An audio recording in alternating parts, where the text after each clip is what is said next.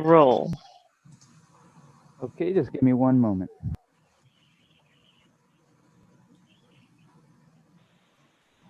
Okay, this is AGP. You're ready to roll. The floor is yours. Thank you. Good morning, everyone. Welcome to the August 27, 2020 Delta Stewardship Council meeting. Let's get started right away with roll call, starting with Judge Damrell. Damrell here. Mike Gatto is here. Great. Oscar Vegas will not be joining us, and I see Maria. Daniel Zingali is here. Daniel is here and Maria is here. We have a quorum. We will now adjourn to closed session. We anticipate returning from closed session at 9:30. We'll see you then.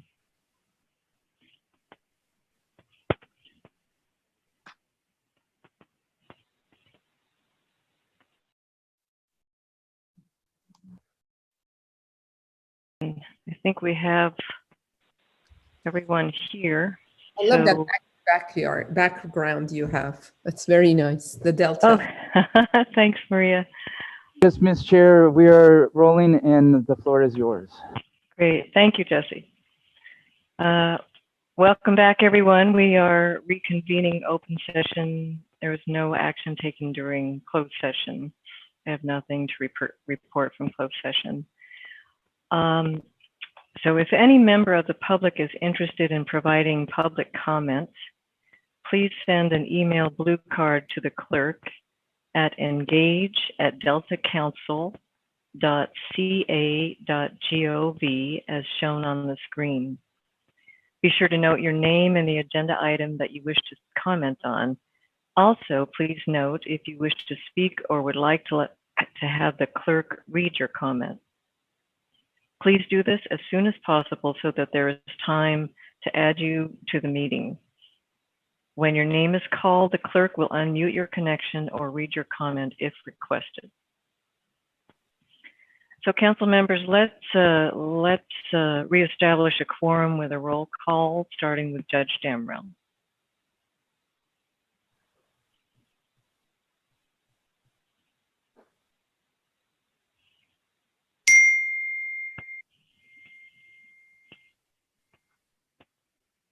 Judge, are you on? Yes, Damrell here.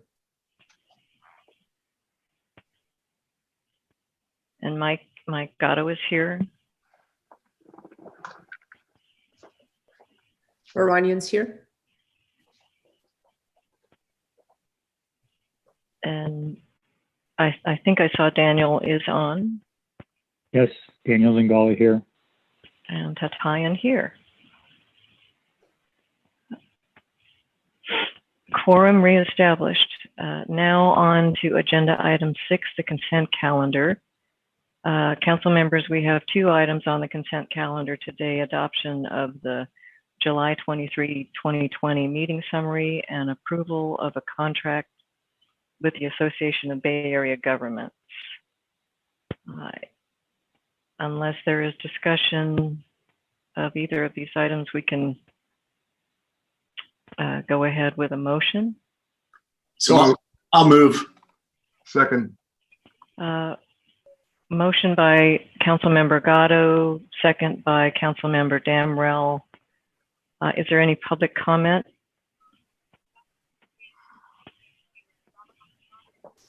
No, sorry, switching windows here. No public comment for this item. Thank you, Lita.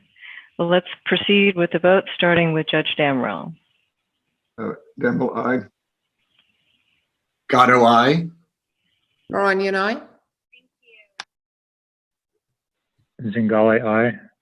And Tatayan, aye. On to the chair's report. I want to take a moment here during the chair's report to express my deep gratitude and appreciation to former chair and vice chair Randy Fiorini. Randy's term ended the first week of this month, and I just want to say that he is a remarkable man who devoted 10 years to the Delta Stewardship Council. Randy and the other founding council members spent thousands of hours in public meetings, gathering input and deliberating changes to at least 8 drafts of the Delta Plan. The final Delta Plan, adopted in 2013, embodies their careful and thorough deliberations, intense strategic thinking, and their collective responses to the extraordinary level of input from hundreds of stakeholders. The plan also reflects their decades of experience in water policy and governance. Also, thanks to Randy's energy, foresight, and leadership, we have a great organization on solid footing. Among the fruits of his labor are a strong, clear-sighted Delta Stewardship Council and Delta Science Program. So, Randy, if you're tuning in, we are indebted to you and grateful to you. Susan, is there going to be an opportunity to, once this pandemic is over with, will we have a chance to appropriately honor Randy at some kind of an event at the council's office or wherever? Yes, we're hoping to do that, Judge. Okay. As much as Randy will allow us to. He asks that we not make too big a deal of this. Okay. Even if he's not.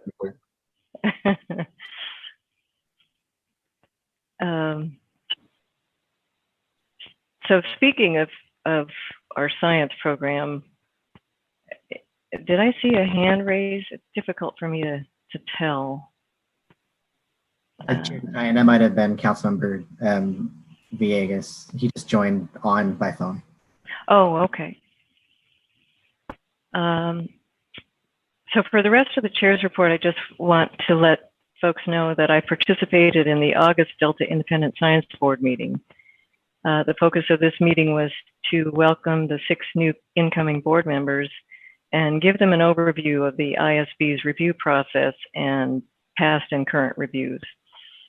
The meeting also included reflections from former lead scientist Dr. John Calloway and the 5 outgoing ISB members, Drs. Canwell, Collier, Norgard, Resch, and Waynes. These 5 were founding ISB members who served 10 years on the board and created high standards for the board's independent scientific reviews. The meeting also included an excellent presentation by Alf Brandt, General Counsel to the Speaker of the State Assembly, and his overview included the context surrounding the drafting of the Delta Reform Act, the legislature's intent, and the thinking behind formation of the Delta Science Program and the Delta Independent Science Board. So for a renewed sense of the ISB's vital role in advancing the co-equal goals, I recommend that you review the August 13 and 14 videos of the Delta ISB teleconference. If you want to view the video recordings, go to cal-span.org and select Delta Independent Science Board from the list under All State Meetings. Are there any council members who want to share an update during the chair's report?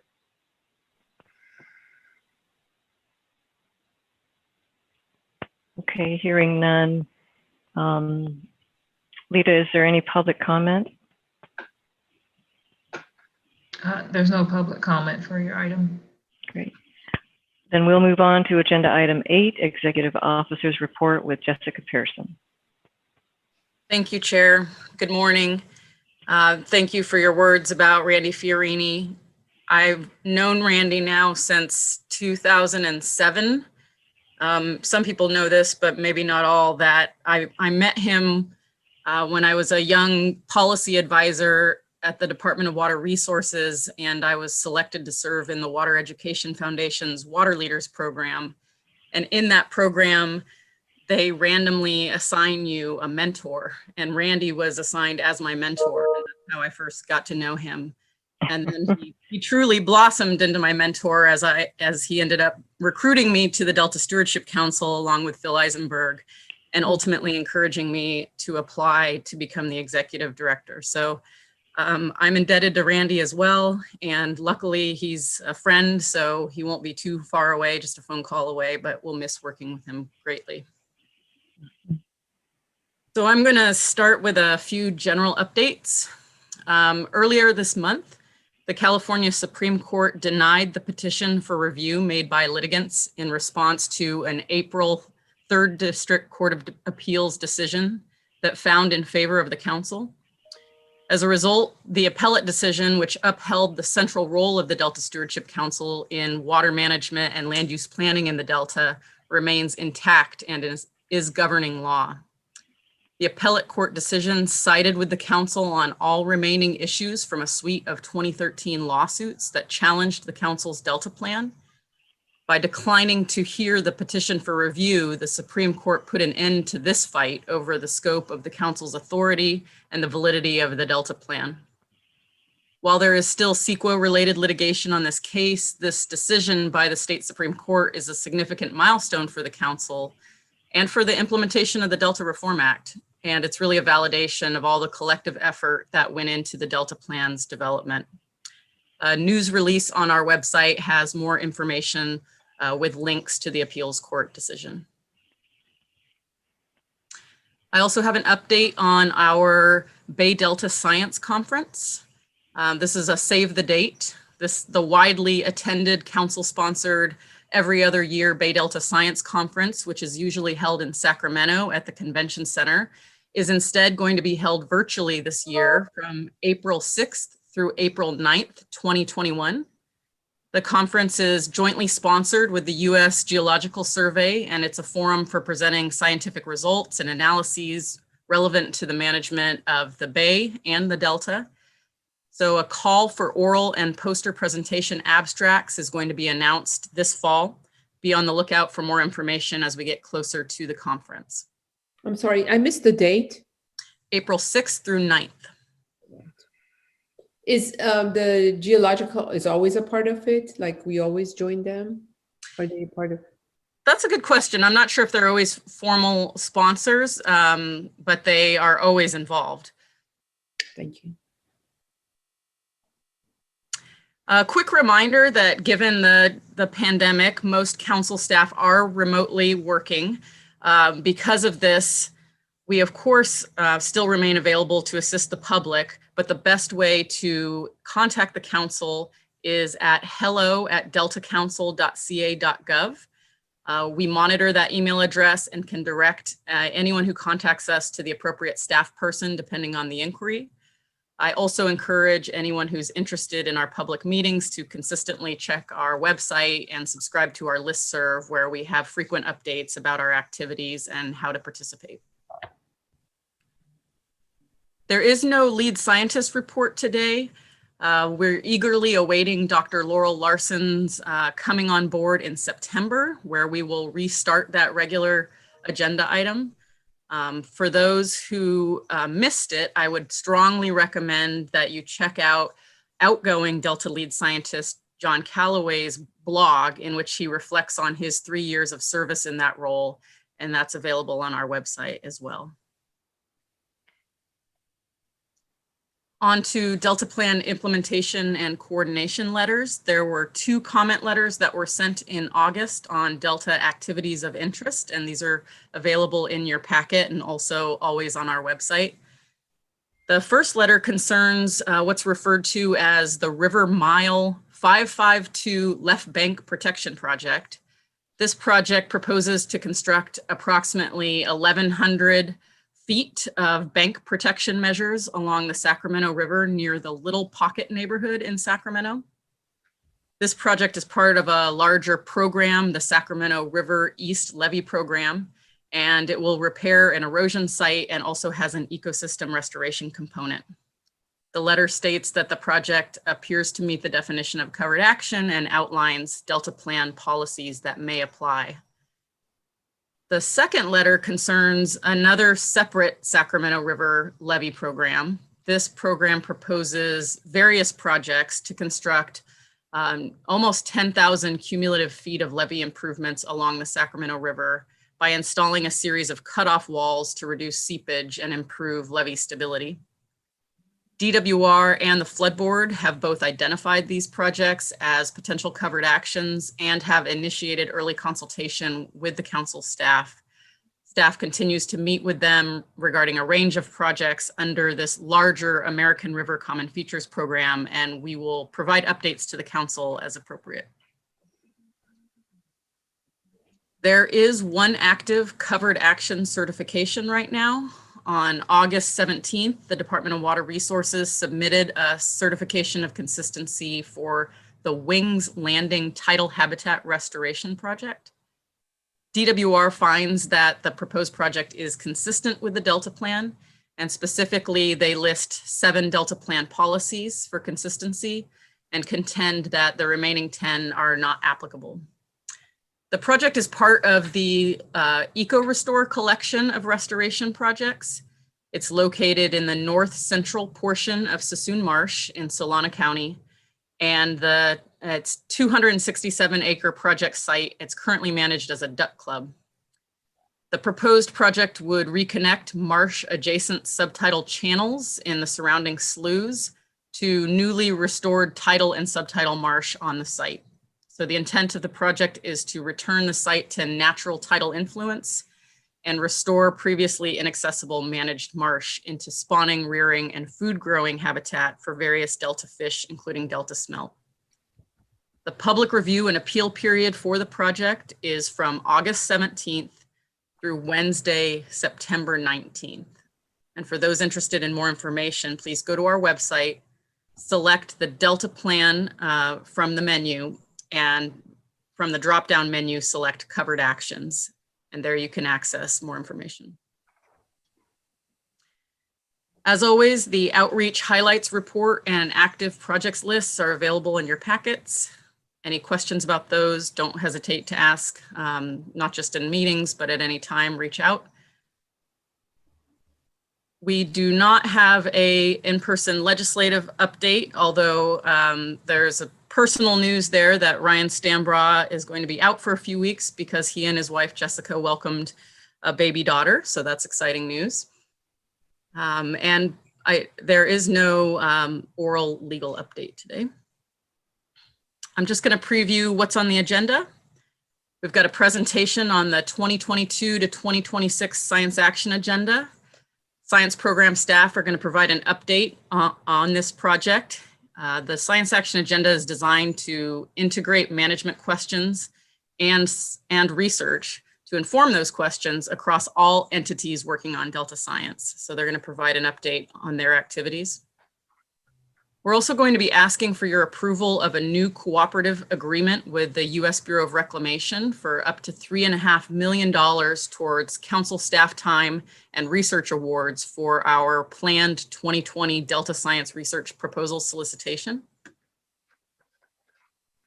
Going to have a brief presentation from the State Water Resources Control Board talking about their actions to implement Assembly Bill 1668 and Senate Bill 606, which are new water conservation standard setting legislation.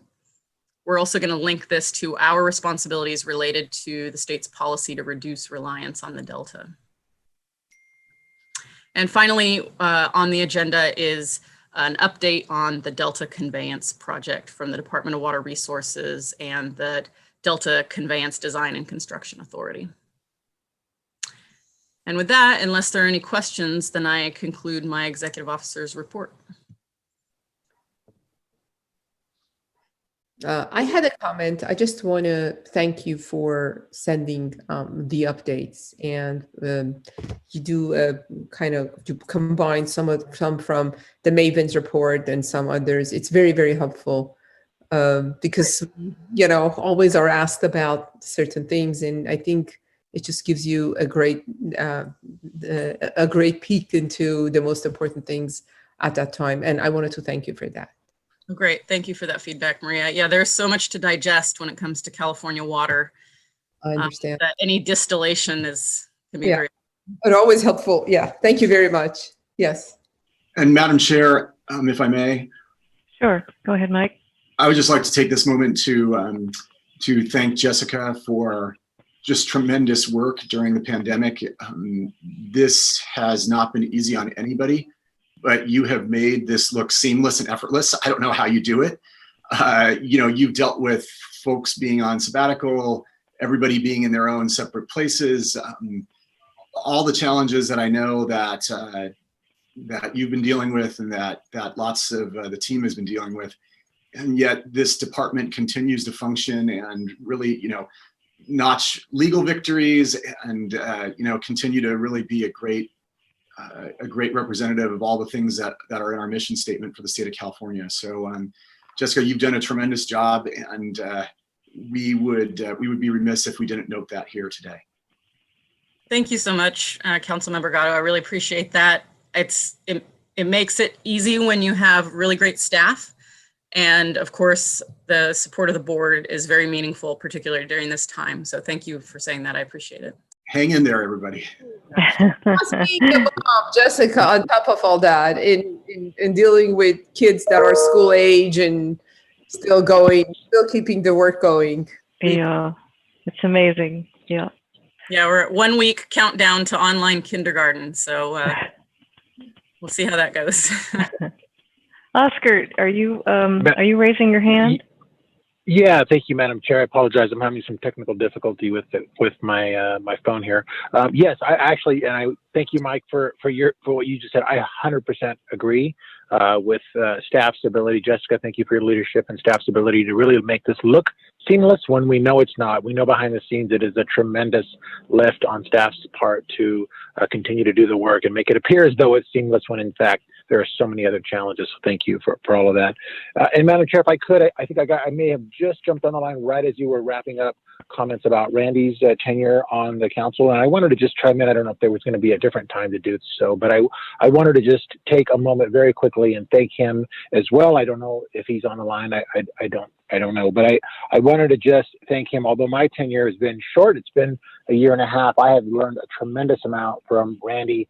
His depth, the knowledge that he brings to this conversation on one of the most challenging policy issues facing our great state, issues of water and the Delta. He makes them seem, he has an amazing ability to kind of surface issues and bring them into the conversation in layman's terms so that everybody can understand it.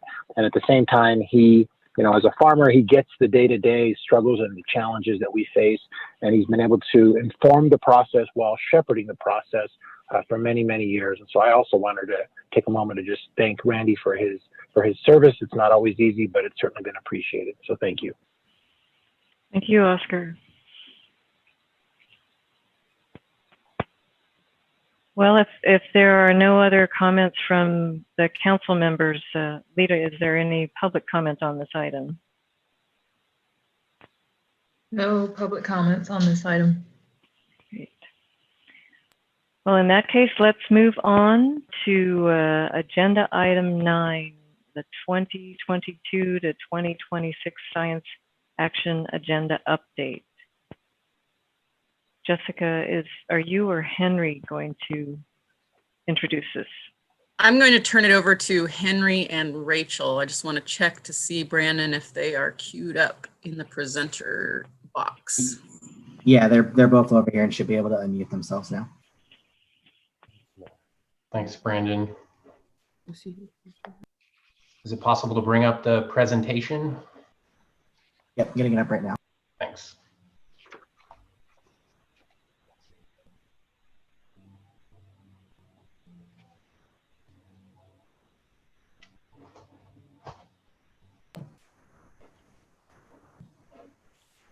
One second, having technical difficulties.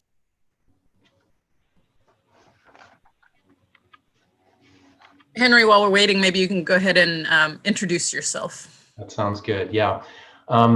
Thanks, Jessica. And thank you, Chair Tatayan and council members. Thank you for the opportunity to present to you today. So my name is Henry DeBay, and I'm joined by my colleague, Rachel Klopfenstein.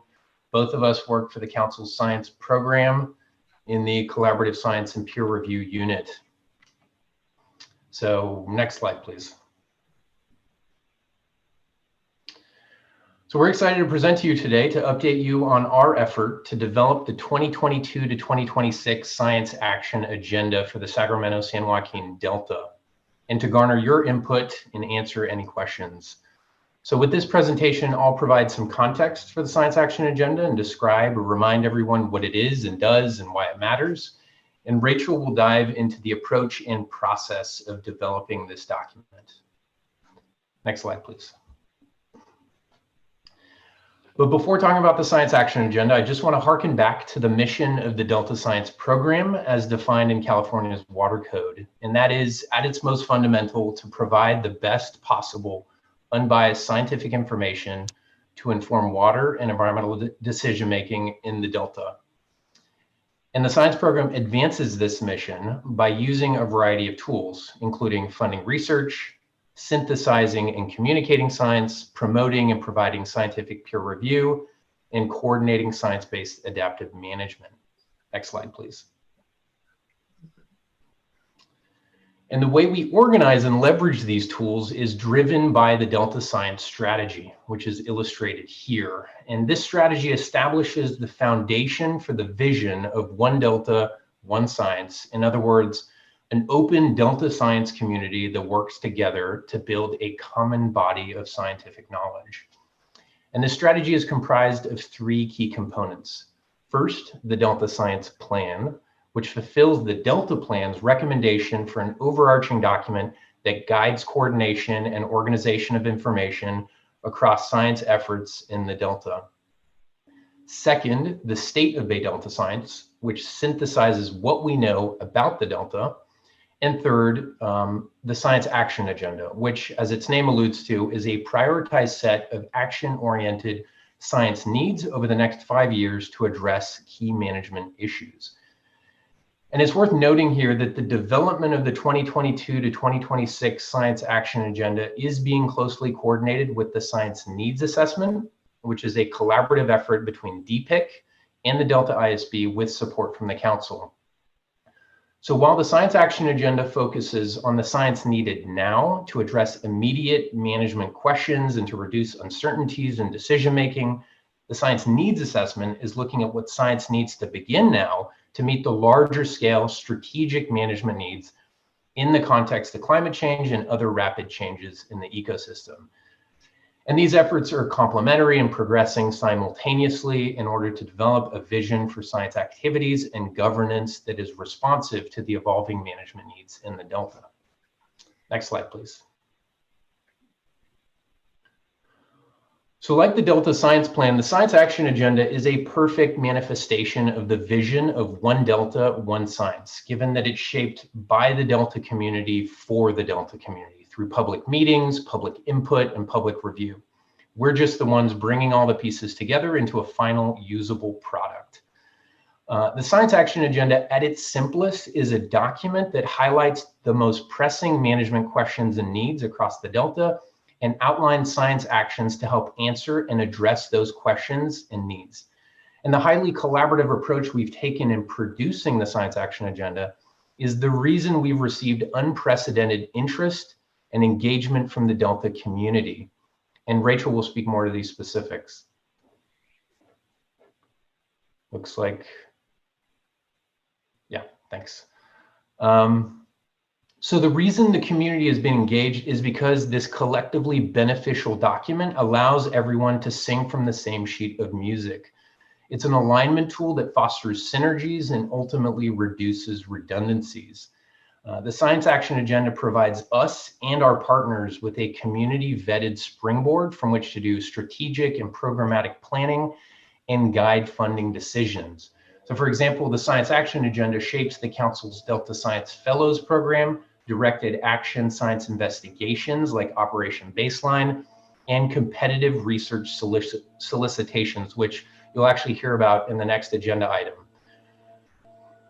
The existing Science Action Agenda for 2017 to 2021 is being implemented as we speak. In other words, some of the science actions identified in that document have been funded by the Council and partners like the United States Bureau of Reclamation and the California Department of Fish and Wildlife, and progress is being made in generating science that informs management. The science action agenda we're talking about today is for 2022 to 2026. So we're starting the process more than a year out from the expected publication date, given the long lead time needed to ensure that the document is developed transparently and collaboratively. And with that, I'll turn it over to Rachel to provide more background on the approach and process. So next slide, please. Thank you very much. As Henry mentioned, the process to update the science action agenda is currently underway, and we are seeking input early and often. The 2022 to 2026 science action agenda will include management needs and science actions, as did the previous or current iteration. But this time we're starting with a broad list of management questions to better ensure that the science actions do inform policy and management. And this approach with the management questions is being taken in response to the actions recommended in the 2019 Delta Science Funding and Governance Initiative, which was facilitated and endorsed by the Delta Plan Interagency Implementation Committee, or DPIC. And as defined, management questions target uncertainty around a given management action or topic, tend to be specific to a single agency or set of agencies or organizations, but do generally have enterprise-wide application. And when answered, provide information that will inform management needs. So what we're asking for now is input on the list of management questions, which we're bringing to a public workshop for refinement at the end of September.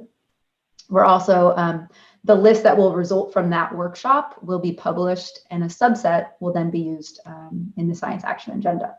And this schematic here on the screen outlines where the management questions fit into our tiered approach between broader management needs and science actions. Earlier this summer, we also asked for feedback on some proposed criteria that we have used to assess the management questions that were provided or submitted, and later for the science actions. And we're also just asking for general participation in the overall process. Next slide, please. And following the approach that was taken for the 2017 to 2021 science action agenda, we've reached out to collaborative venues that bring together scientists and managers in order to receive input from a variety of perspectives and meet the objective of the science action agenda to address knowledge gaps and science infrastructure needs across the Bay Delta science enterprise. Since March, we contacted and engaged with nearly 30 collaborative groups. We also, I think, almost 30 documents that are produced by collaborative groups or processes were also reviewed for management questions, including things like the water resilience portfolio and the IEP science strategy. And then extending beyond just these collaborative venues, for this iteration, we also wanted to get input from a wider audience, such as in-Delta stakeholders, water agencies, and individual agencies. Next slide, please. And we're seeking input in the process in a variety of ways. First, as I mentioned, extensive outreach to collaborative venues to get participation early on in the process. In June of this year, we released an online survey to capture input on the list of management questions and also get feedback on the current science action agenda. And that survey was open for about between 5 and 6 weeks. We also we're going to host two virtual public workshops, allowing participants to weigh in on first the management questions, that's in late September, and then the science actions, and that will be in the spring of 2021. That will ultimately become part of the science action agenda. And then following the workshops, a draft of the 2022 to 2026 science action agenda will be circulated for public review or reviews. And the Delta Independent Science Board will also have an opportunity to weigh in on the draft.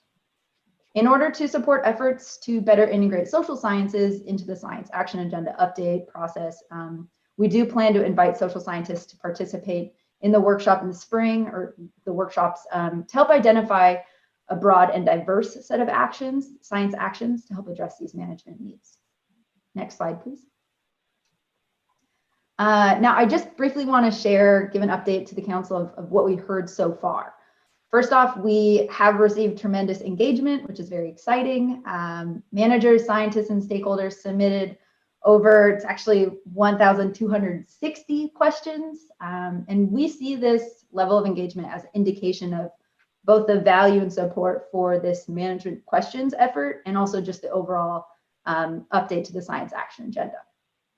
And from the survey, again, we requested the survey be used for providing management questions, but also opportunities to weigh in on the current science action agenda.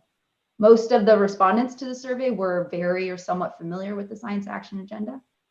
About 2/3 of respondents agree or strongly agree that the science action agenda is really meeting its intended purpose, its mission of organizing and catalyzing scientific actions to address priority management needs in the Delta. And we also asked about current uses of the science action agenda, and the top answers for this, about 50% said create partnerships and collaborations. And then about 30% said things like develop science plans, inform research and monitoring design, as well as prioritize funding. Next slide, please. So I'll just quickly cover some next steps. We currently, science program staff in the Collaborative Science and Peer Review Unit, we're working to organize the tremendous number of management questions that we received, and we're prepping for this workshop. And following that, prior to the science action workshop, that'll be in the spring, we're also going to do an assessment of the progress that has been made. As Henry mentioned, we're implementing the current science action agenda action, so we want to do an assessment of the progress made. And I just want to highlight, some ways to engage for those who are listening, and for council members potentially, is participation in the workshops. We have this management question workshop coming up September 29th to refine the list of questions received. And then we'll also have a science actions focus workshop in the spring of 2021. Next slide, please. I just want to say thank you. I think Henry and I are happy to answer any questions at this time, but we also just want to acknowledge the tremendous support provided by members of the Collaborative Science and Peer Review Unit. This has really been a team effort. Dylan, Eva, and Byron, as well as Louise Conrad from the Delta Science Program, and some Delta Science Program alums, John Calloway, Tracy Grimes, and Yumiko Henneberry, who formally led the charge for the Science Action Agenda. So that's it. Thank you. Great. Thank you, Henry and Rachel. Council members, are there any questions?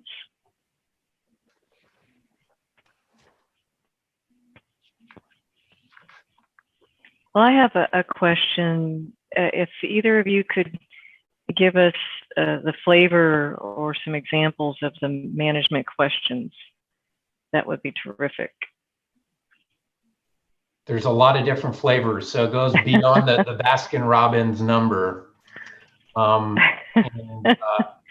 I will say, and that's been part of the benefit of having so many people engaged. Management questions related to water quality monitoring, invasive species, fish, water supply, flood management, land use management.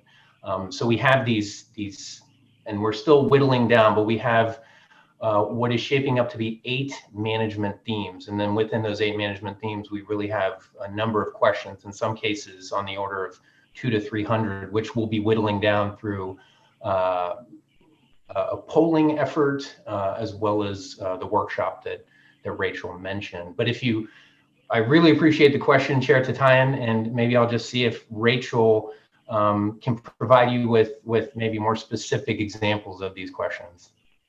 Yeah, happy to. That's a great question. And I will say that we were not too specific on the scale of questions that we were requesting. So as a result, we got some questions that were very specific. They might be about like changes to a water infrastructure project or habitat on a specific tributary, for example, for salmonids. But we also received really high level questions. I think we received questions of, is my water clean to drink? That was an example that we had that was kind of a high level, maybe challenging question to think through. But also questions about really, I guess, broad and cross-cutting questions, where it was integrating ideas about or questions about flow and habitat and fish. And those were a little bit harder to sort. But yeah, the scale questions there was quite a range, but I can definitely list off more specific questions, but I guess that's the general flavor. Thank you. Well, if there are no other comments or questions from council members, Lita, is there any public comment on this item? There's no public comment on this item. Okay. Well, thank you both for an excellent presentation and overview. And I can't imagine the amount of work that's going to go into sorting all those management questions, but I'm glad for the magnitude of interest. Good problem to have. Thank you. Thank you. So on to agenda item 10, approval of a federal cooperative agreement with the U.S. Bureau of Reclamation. Council members, this is an action item. Jessica, were you going to introduce, or is Dr. Conrad going to introduce? Yes, I'm going to hand it over to Louise. Thank you.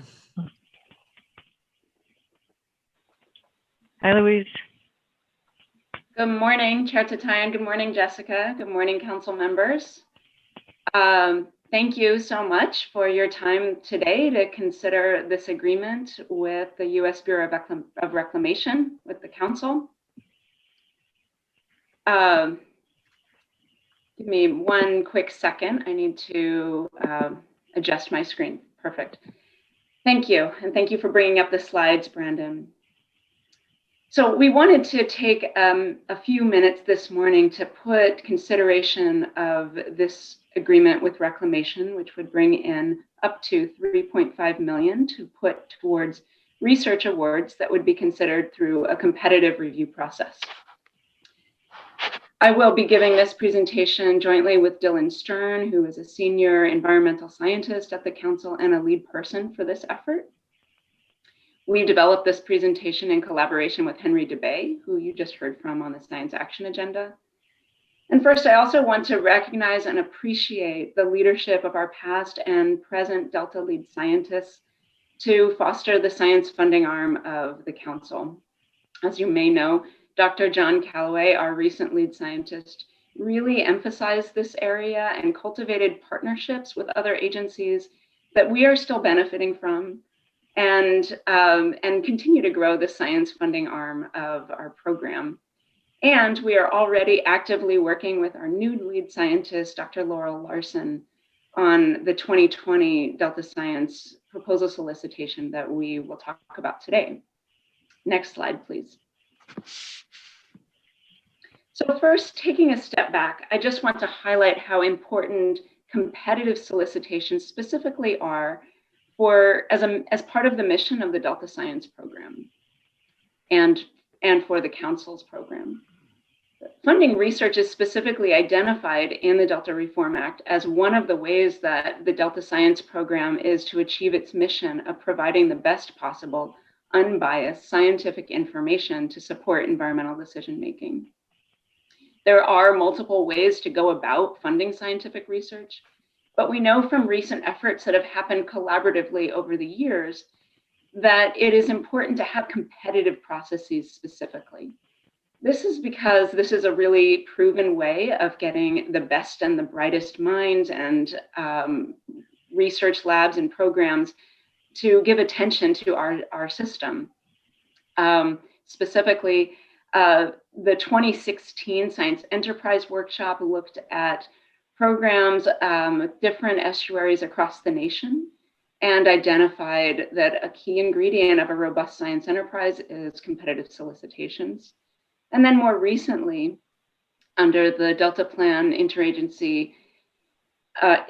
Implementation Interagency Group DPIC, the Science Funding Initiative also identifies the competitive solicitations as an important part of a science enterprise. So it's also important to have these competitive solicitations happen on a regular basis to grow a large community of scientists that give their attention to a system. This is a way that scientists see an opportunity regularly and then begin planning their work around opportunities for funding. If you only have a solicitation every 10 years, or if it's happening sporadically, then it doesn't enter into the workflow for scientists that have the resources to put towards significant research on this system. So I want to note that the the Delta Stewardship Council, the science program, is really in a unique position to hold these competitive solicitations because of our previous experience doing so, and because we have it explicitly in our mission to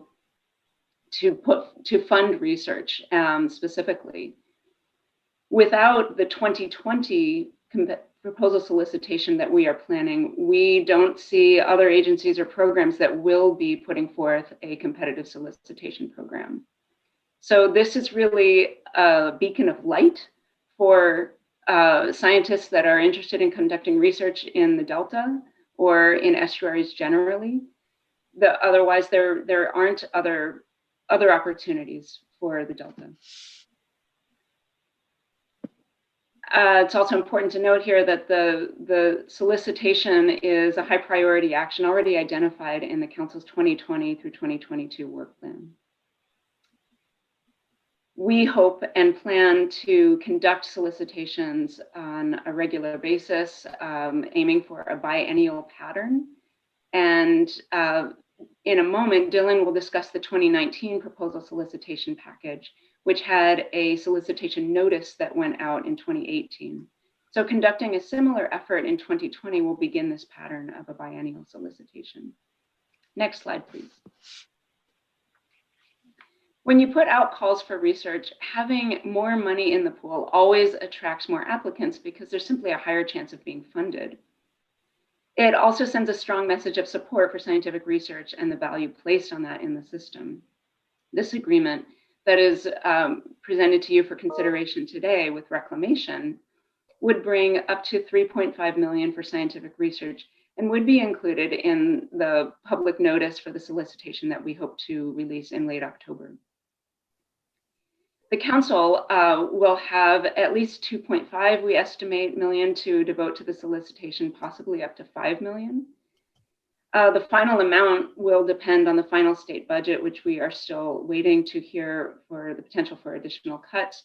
But even in the event of significant cuts, we anticipate having a healthy sum for the whole total solicitation, ranging with the funds from the Reclamation that are for your consideration to a total that is between 6.5 and 9.5 million. Additionally, we plan to work collaboratively with California Sea Grant to conduct the solicitation.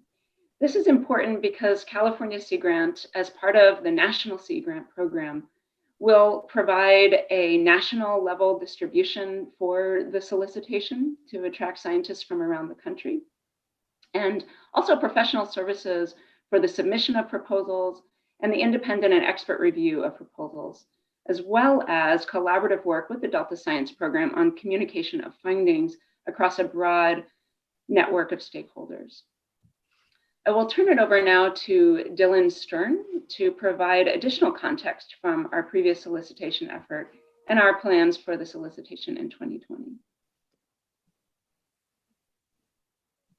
Hi, thank you, Luis, and thank you, council members. Next slide, please. So the 2020 proposal solicitation intends to build on the success of the 2019 Delta Science solicitation. This was a collaborative effort that included financial contributions from the California Department of Fish and Wildlife and the U.S. Bureau of Reclamation. The effort also depended on external proposal review services provided by California Sea Grant. So it was announced in fall 2018. The Delta Science solicitation resulted in a large investment in critical science. It advanced the science action agenda, and it demonstrated a substantial need for science, regular science solicitations for Delta Science. We received 62 proposals that requested a total of $43.5 million. And the chart here shows that the council ultimately awarded 15 projects for a total of almost $17 million, including 3 awards by the U.S. Bureau of Reclamation, and an additional 11 projects were awarded through California Department of Fish and Wildlife's Proposition 1 funding. A total of 26 projects were awarded from this effort. And next slide, please.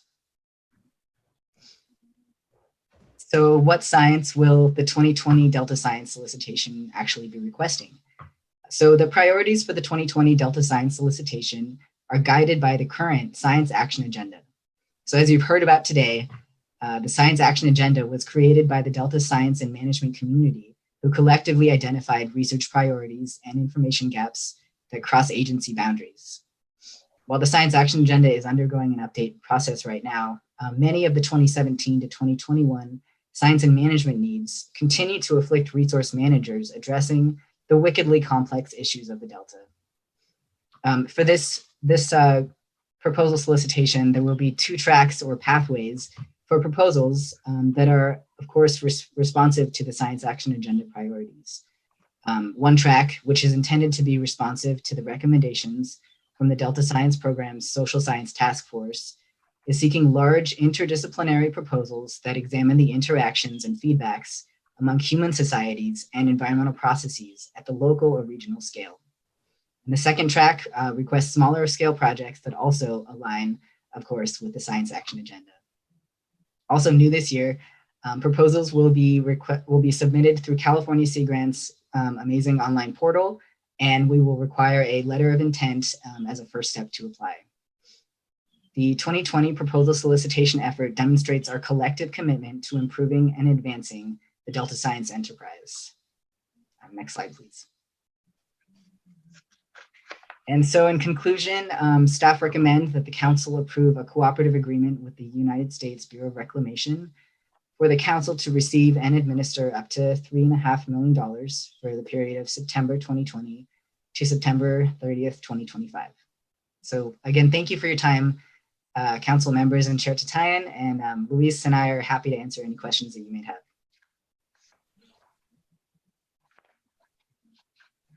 Okay, thank you both for a very good presentation. Council members, are there any questions for Louise or Dylan?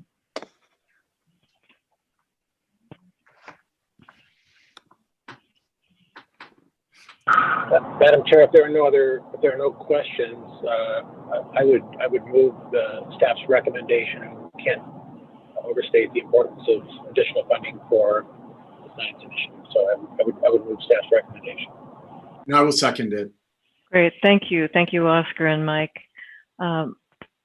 Motion to approve the cooperative agreement with the Bureau of Reclamation by Councilmember Oscar Villegas and second by Councilmember Mike Gatto.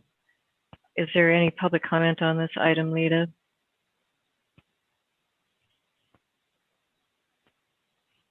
There is no public comment on this item. Good to go. Okay, thank you. Well, let's start with the vote, starting with Judge Damrell. Damrell, aye. Aye. Iranian, aye. Oscar? Villegas, aye. Yep, Villegas, aye. Zingale, aye. And Tatayan, aye. Recommendation is approved. Thank you. Thank you both for your diligent work on this. Great to see that we've got this amount of funding for science in the Delta. Thank you. Thank you, Chair Tatayan, and thank you, council members. So on to agenda item 11, water use efficiency standards and reporting requirements for agricultural use, making conservation a way of life. And it looks, Jessica, correct me if I'm wrong, Jeff Henderson will be introducing. Thank you, Chair. Yes, we'll turn this over to Jeff Henderson to provide the introduction to the item. Thank you. Hello, Chair Tatayan and council members. As you heard earlier, recent court rulings affirming the primacy of the Delta Plan relative to Delta water policy and as a means to implement the state's policy of reduced reliance on Delta water supplies. So those recent court rulings have affirmed the primacy of those considerations. And in support of the council's 2020 priorities and the state's recent water resilience portfolio, council staff have placed renewed emphasis on implementation of the reduced reliance policy and considered how a range of other California water policy mandates might complement or potentially conflict with reduced reliance objectives, including, in this case today, new statewide standards on urban and agricultural water efficiency and conservation.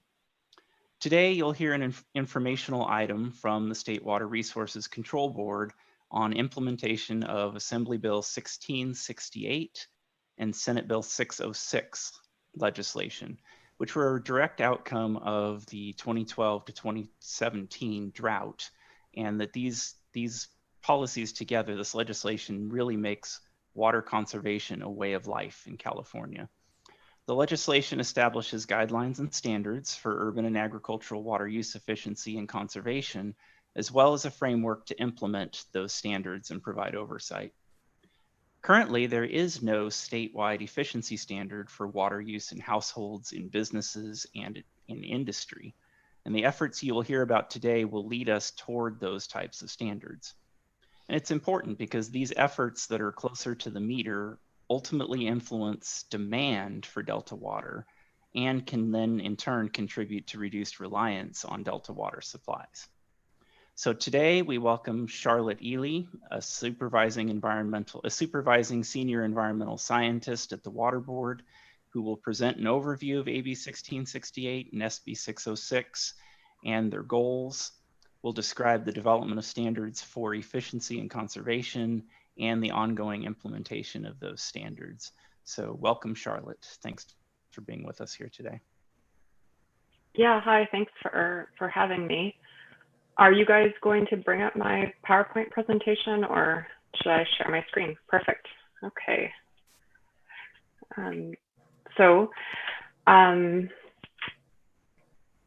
Yes, I'm a supervisor at the State Water Board for the Climate and Conservation Unit. And I'm here to talk to you about SB 606 and AB 1668. But before doing so, I wanted to first provide some context. Please advance to the next slide. So there is a pattern in California. Major conservation legislation follows major droughts. After the short but intense 76 to 77 drought, California began regulating plumbing fixture efficiency for the first time. These standards, if you will, already exist for toilets, faucets, shower heads, etc. After the 1987 to 1992 drought, various attempts to regulate fixture efficiency in California and many other states pushed the federal government to create national standards for water using products via the Energy Policy Act of 1992. Toilets, for example, could no longer, would have to use no more than 1.6 gallons per flush.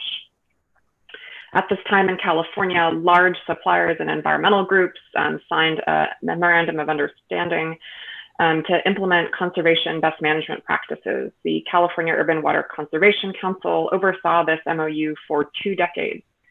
After the 2007 to 2009 drought, the legislature passed SB 7x7, directing water agencies to reduce water by 20% by 2020. And then during the most recent drought, 2014 to 2017, California set mandatory reduction targets for the first time in the state's history. After the drought ended, the legislature passed SB 606 and AB 1668, directing suppliers, farmers, and state agencies to make conservation a California way of life. Next slide, please. Some of you might be familiar with this graphic. There is another pattern in California and other places episodically struck by drought. We call it the Hydro-Illogical Cycle. During a drought, people become aware of their water use and step up to save water in big and small ways. Maybe we even pass major legislation to keep everyone on the right track. But when rain comes, everyone is relieved and we return to our pre-drought routines. Next slide, please. This is only one part of the story, and it's not entirely true. Here in California or in other places that have committed to managing their water resources more sustainably. This is a graph from a new Pacific Institute report based on data from the Department of Water Resources. As you can see, water use went down during each major drought and then started to creep back up again. That's the blue production columns that you see. But pay attention to the green line. Even though we see some rebound after the 2007 to 2009 drought, statewide per capita water use has been declining. as a state, we have underestimated the impact of efficiency and are observing a flattening of demand. In many cases, our assumptions were wrong. More people did not lead to greater demand. Another recent Pacific Institute report found that urban water suppliers in California have routinely overestimated long-range water demand forecasts between 2000 and 2015. These overestimates were such that water suppliers projected that future water demand would increase when actual demand was and has been declining. Next slide, please.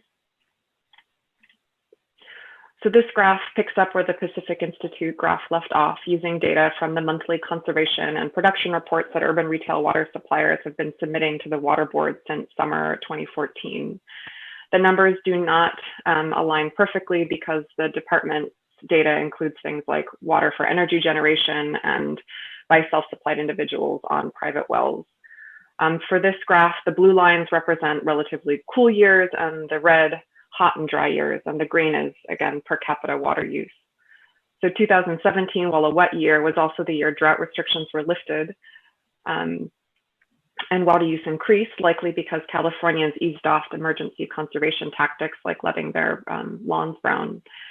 In 2019, a wet year, statewide water use in GPC declined as outdoor watering needs declined. In short, while Californians are using more water than they were during the recent drought, we appear to be continuing the trend shown on the previous slide. We are making conservation a California way of life. I wanted to take a brief pause here and see if council members had any questions for me before continuing. I do. This is Maria. I just wanted you to shed some light on the whole issue of less water usage, then maybe less water for recycling, and how does that impact the whole water quality issue? That is a big question, and I will not be able to give you a satisfactory answer in a couple minutes, but I will say that both the department and the State Water Board have been directed to analyze the impacts that increased water conservation will have on wastewater conveyance, treatment, and then the production of recycled water. So there is an impact there, and it's something that we are carefully looking at and taking into consideration as we set these standards. It is, it's a dilemma, just in a way that, from what I learned, is that basically less water means also worse water quality in some context. Sure, and I would just respond that just as with renewable energy generation at your house, right? You want to make sure you first exercise your efficiency potential before you invest in putting a massive solar system on your house, right? And I think that it might make sense to think along those lines when we look at conservation potential here in California. So there is specific studies right now in process to look into this, you said. Yeah, the State Water Board independently, and then also another report in coordination with the department. And then there are a number of studies that I can forward your way to that have already looked at this issue sort of anecdotally. Yeah, that'd be helpful. Thank you. Yeah, you're welcome. Any other questions?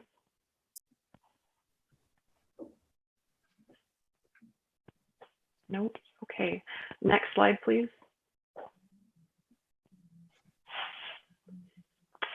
So 606 and 1668 establish a new foundation for long-term improvements in water conservation and drought planning. This is critical as adapting to climate change means preparing for longer and more intense droughts in California. The conservation bills were the direct outcome of Executive Order B3716 issued during the recent drought. B3716 marked a turning point in the state's drought response. Rather than outlining emergency response efforts, the emergency order emphasized our need to move beyond temporary drought measures and adopt permanent changes to use water more wisely and prepare for more frequent and persistent periods of limited supply. The EO acknowledged that increasing long-term water conservation and water use efficiency are critical to California's resilience to drought and climate change. The recommendations in an April 2017 report called Making Water Conservation a California Way of Life and subsequent legislative outreach also greatly informed the development of the 2018 conservation legislation. The resulting framework centers around 4 primary goals: using water more wisely, eliminating water waste, strengthening local drought resilience, and improving agricultural water use efficiency and drought planning. The bulk of the legislation relates to achieving the goal of using water more wisely. The rest of my presentation will focus on what the State Water Board is doing to advance this particular goal. Having skimmed the Delta Plan, I now appreciate that the Delta Stewardship Council also supports this goal. Increased water conservation is the first of your 4 core strategies to provide a more reliable water supply for California. So it seems that we are in agreement that we must use water more efficiently to, as now declared in section 10802 of the Water Code, protect both the people of the state and the state's water resources. Next slide, please. So the meat and potatoes of the 2018 conservation legislation are the various standards and the metaphorical meal, if that works, what is called the urban water use objective. The urban water use objective is defined as the estimate of aggregate efficient water use for the previous year based on adopted water use efficiency standards and the local service area characteristics of that year. It is to be composed of the sum of the following: aggregate residential indoor use, aggregate residential outdoor use, aggregate CNI, commercial, industrial, institutional outdoor use, for CI&I landscape areas with dedicated irrigation meters, aggregate water loss, aggregate variances as appropriate, and then a bonus incentive, which can equal up to 15% of the objective. So I guess here the takeaway that I want you guys to leave with from this slide is that we will be customizing objectives based on local conditions. Every community is different, and the objectives will reflect that. So that was a lot of words, a lot of stuff. Are there any other questions before I move on to my next slide?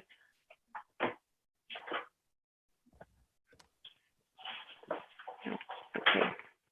Madam Chair, I actually did have a question, maybe in part sparked by your most recent comment. The more regionalized focus is an important one, no doubt, but I wonder to what extent, you don't have to answer, you may not have an answer, but to the extent that there are some regions that have instituted water efficiency standards and sustainability plans and have been very aggressive in doing so, once you've kind of scored that line and identified efficiencies, there needs to be some way to I wouldn't say reward, but certainly recognize those efforts when the standards continue to get more and more stringent and more difficult, and the efficiency standards continue to increase. For areas or for regions or districts that are doing it, there ought to be some. There needs to be some way to recognize that, or to validate, or to quantify it in a way that is recognized, I guess I should say, because I think in the last drought there were areas where there was substantial recognizable reductions and efficiencies implemented, and I just worry a little bit that as we go through these cycles, that there needs to be a way to say reward is not the right way, but I think it needs to be recognized in some way, and I just offer that as a reminder as we continue to go through these cycles, and it's going to continue to happen. That's all. Thank you. Yeah, sure. And I'll just say I agree, and that the framework was set up for exactly that purpose, right? To be able to recognize the investments that so many agencies across California have made, and grew out of, I think, a good deal of frustration that urban retail water suppliers felt, with the across the board percent reductions that the State Water Board implemented during the last drought. And so, for example, if we take the residential indoor standard, for example, which the legislature has provisionally set at 55 gallons per capita per day, for a community like Santa Cruz that has a per capita water use rate for indoor of like 38, they will have a lot of wriggle room, and I will be getting into this more later, but basically a urban retail water supplier will not be required to meet, any one of the individual standards, but rather the whole. And so for them, it will be a sort of create your own adventure story, right? I mean, they could choose to focus on reducing indoor water use. They could choose to focus on reducing water losses. They could choose to, decrease CI&I outdoor use. So there is inherent flexibility built in to the framework to account for exactly the things that you've outlined.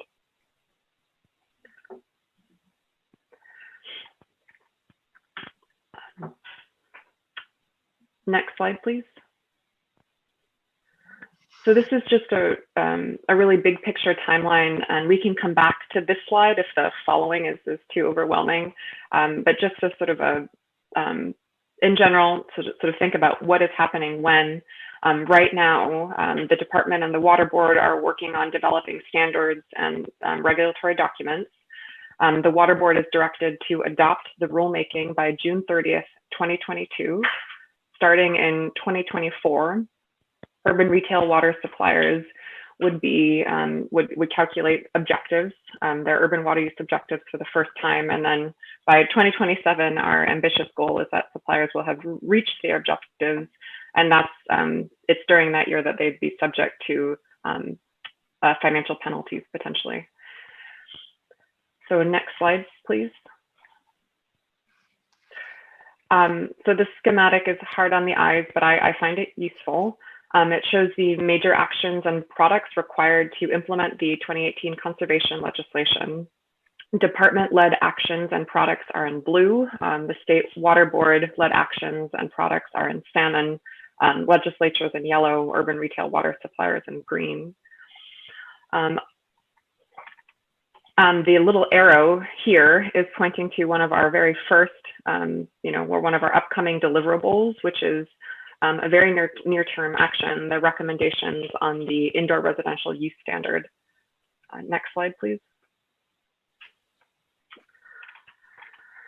So the 2018 conservation legislation directed the department in coordination with the board to study whether or not there is a standard for indoor water use that more appropriately reflects best practices. DWR and the State Water Board are working together to understand indoor water use trends, to consider whether the provisional standard is appropriate, and to deliver a required report to the legislature by January 1st, 2021.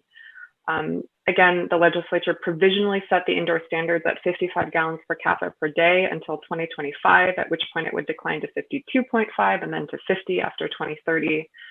The 55 GPCD, again, this is for indoor use, is actually a relic of the SBX 7x7 planning process. Rather than create a new indoor standard, the legislature borrowed from what is referred to as Method 2. Consistent with the trends that we talked about in the first few slides, however, existing research shows that residential water use has been declining. Let's look at LA for example, as an example. Bettina Boxall observed in a recent July LA Times article that annual water use by the city of Los Angeles has stabilized at the lowest levels in nearly half a century. In LA, significant gains in water use efficiency from plumbing codes, landscape ordinances, and rebate programs have helped to reduce today's per capita water use to 40% lower than it was in 1970 levels. So even as California grows, water use has declined. How much indoor use has declined and how much more it will and should decline in the coming years will be the focus of this January 2021 report to the legislature and our subsequent rulemaking documents. So to implement the 2018 conservation legislation well, we need to have an indoor standard that makes sense. A value that is too high would render the framework meaningless while a value that is too low, would be a very heavy burden for urban retail water suppliers. Based on the California Energy Commission standards for water using fixtures and appliance, efficient indoor water use would probably be about 35 gallons per capita per day. Again, this is roughly where the city of Santa Cruz is. But is 35 GPCD a practical and achievable indoor water use standard for all of California within the time steps outlined by the legislation? With more and more accurate and timely data, we're developing a more nuanced understanding of water use and water use trends, which will not only inform the 2021 legislative report, but also long-term water management generally. So just as local water agencies have been adapting for decades to increase water use efficiency, California should adapt this new conservation framework to today's needs and realities. As you all wrote in the Delta Plan, adaptive management must bring two things to bear: new information and a readiness to let new information disrupt old plans. Next slide, please. So again, the little red arrow is focusing on this next sort of another major sort of action here. We were directed, the State Water Board was, to adopt the efficiency regulation by June 30th, 2022. While that seems a ways off from a rulemaking perspective, it's right around the corner. To meet that deadline, the state needs to initiate the rulemaking process by June 2021, which means that we're developing the regulatory documents now. Understanding and documenting prospective environmental and economic impacts is a big lift, and it's really the focus of our current work. Next slide. So we're working with a team of CSU and UC researchers to evaluate impacts using a scenario-based approach for various scenarios reflecting different assumptions about the economy, climate, and standards. We'll consider prospective costs like those outlined here. If existing conservation remains the same, costs would be minimal. The box on the right outlines some prospective costs if Californians become less efficient.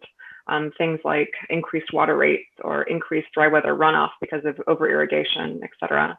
The box on the left outlines some costs we could incur as Californians become more efficient. So for the different scenarios, we will consider costs like these. Next slide, please. We'll also be evaluating prospective benefits. If existing conservation remains the same, benefits would be minimal. The box on the left shows some benefits Californians would incur as we become more efficient. For all the different scenarios, we're going to be considering benefits like these. Next slide, please. So again, here the sort of arrow is pointing to what will be happening here with urban retail water suppliers. Initially in the legislation, they were directed to submit their first urban water use objective by January 1st, 2023. Subsequent legislation delayed this by another year. If you could advance to the next slide. This slide reflects the progressive enforcement policy of the State Water Board. It's also what was specified in the legislation. A few key points here, and then I'll end the presentation. The State Water Board may not fine, or that is issue what's called an administrative civil liability on an urban retail water suppliers that fails to meet its objective until 2027. Another really key point here is that it is urban retail water suppliers that are the entities subject to enforcement, not individuals, not individual parcels. And then lastly, as I mentioned earlier, urban retail water suppliers must comply with the overall objective, not with the individual standards I described on slide 7. So next slide, please. So yesterday I was emailing with one of your staff, Anthony Navasero, and he asked me, with the implementation of the requirements, what could we see change? Could a possible outcome be reduced reliance on water supply from Delta exports? And the answer is, I don't know yet, and I don't think anybody does. The 2018 legislation provides a really flexible framework. Part of that flexibility is due to the ambiguity of key terms and directives, which gives the department and the State Water Board a fair amount of discretion.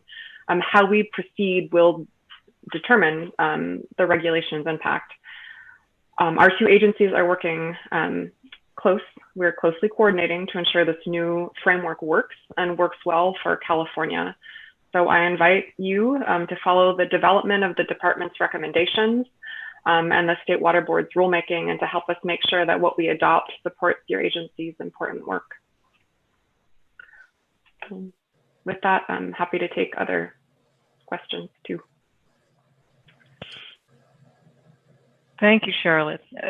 Council members, are there questions for Charlotte or Jeff or Anthony?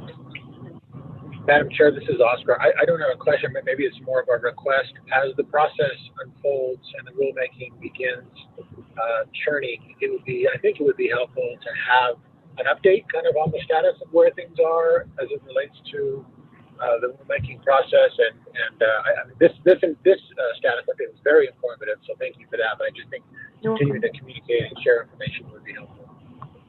Sure. Yeah, I'll work with Anthony to make sure we get those updates to you as you guys want them. Chair Tatayan, this is Anthony. Can we go to the last slide for the presentation?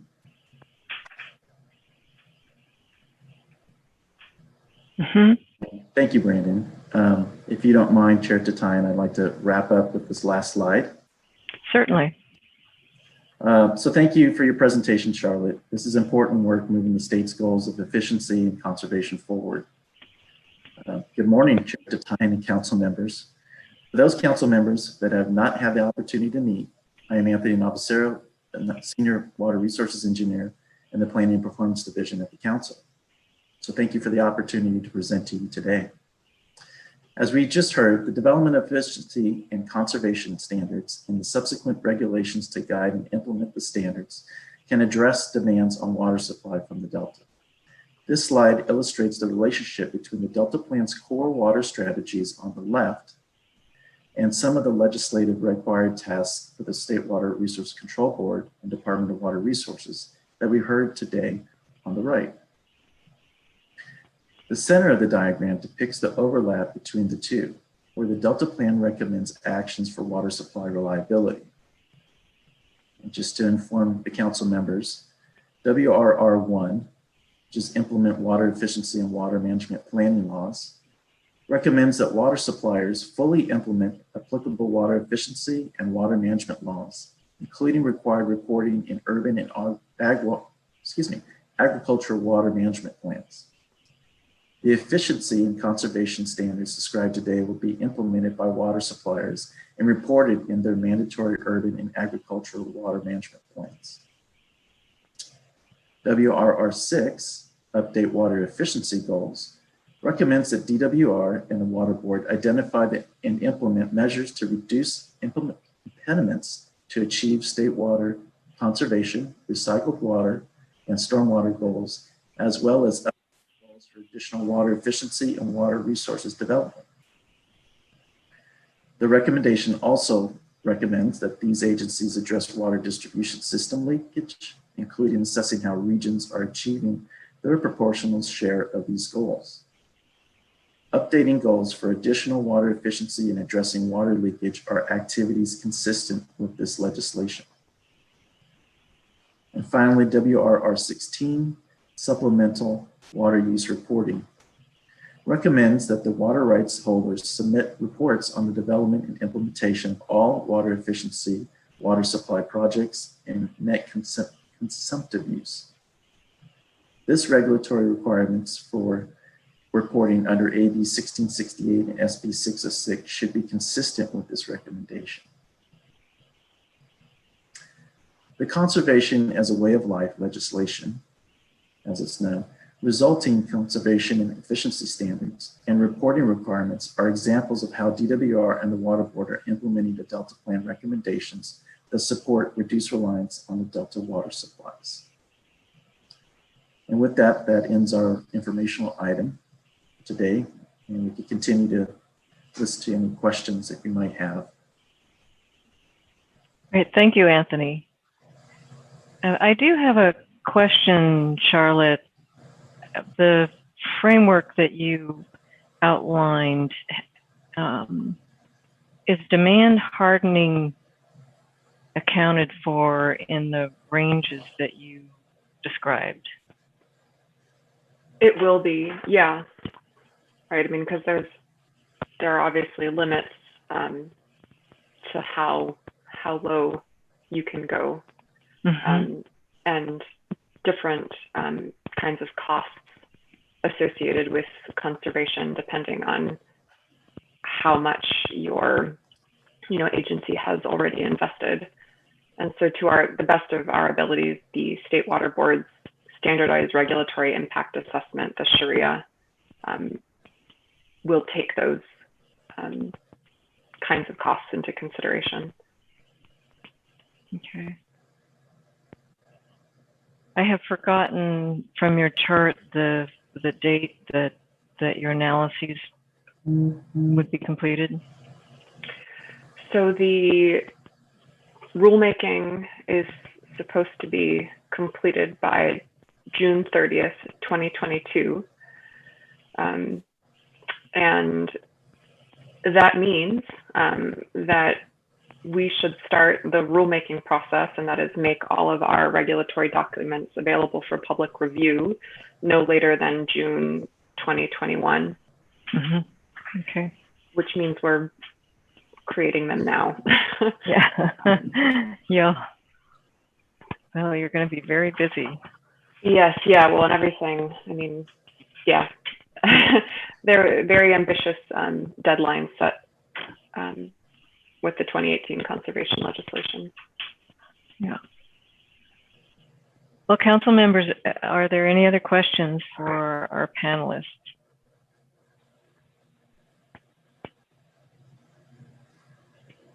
Doesn't sound like it. Well, Lita, is there any public comment on this item?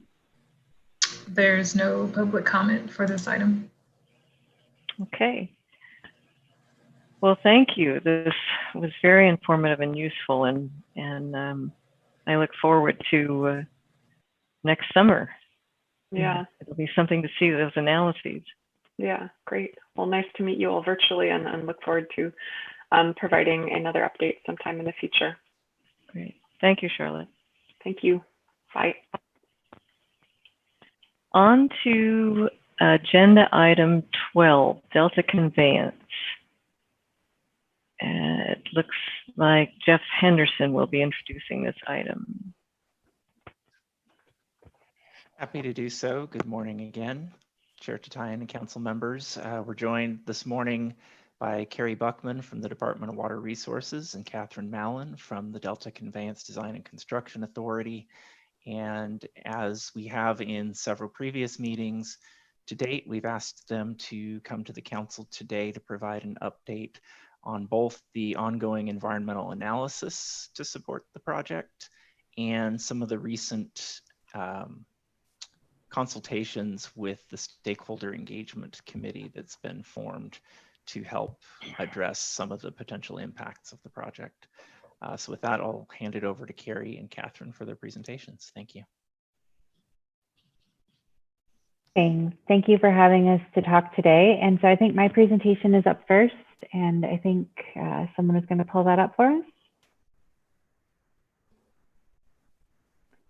Great, thank you.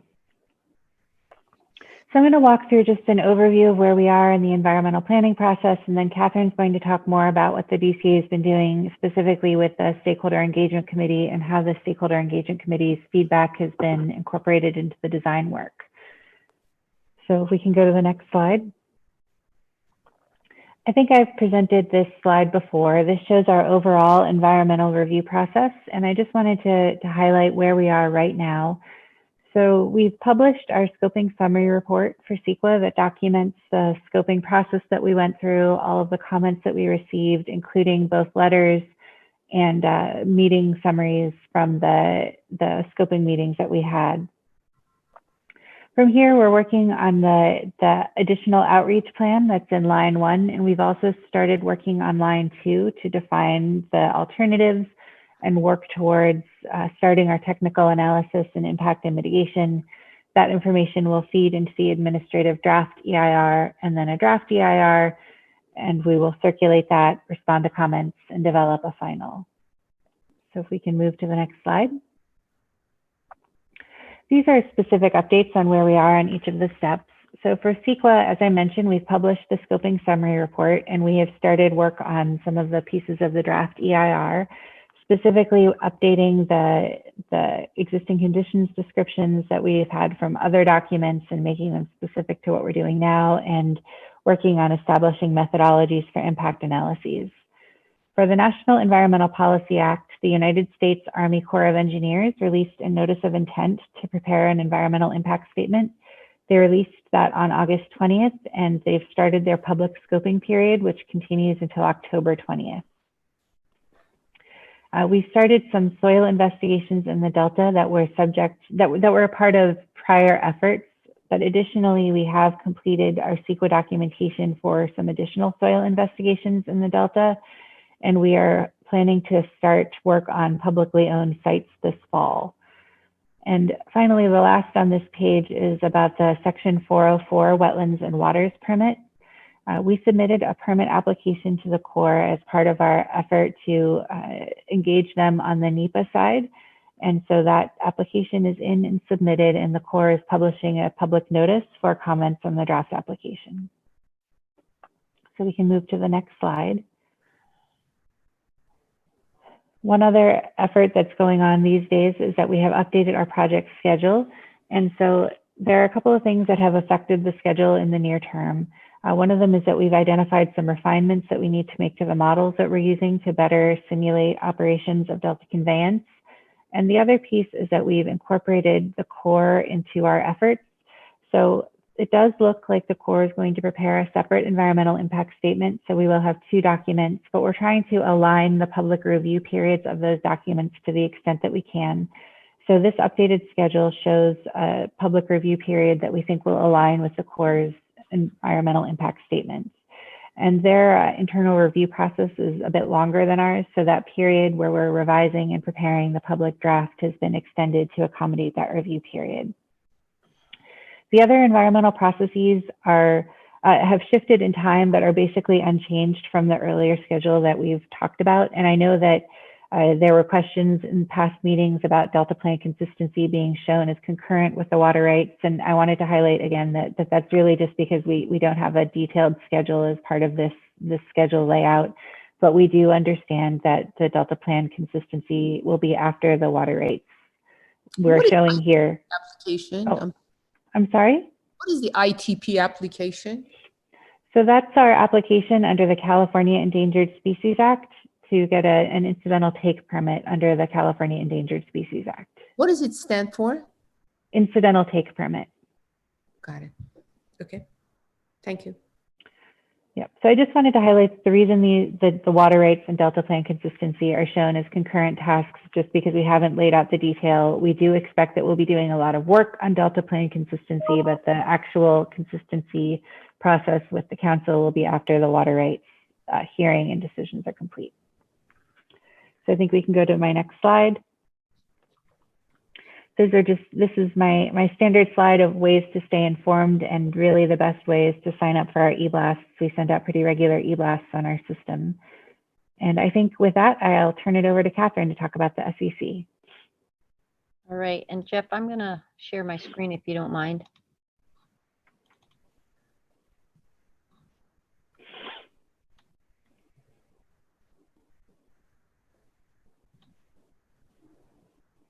Trying to, there we go.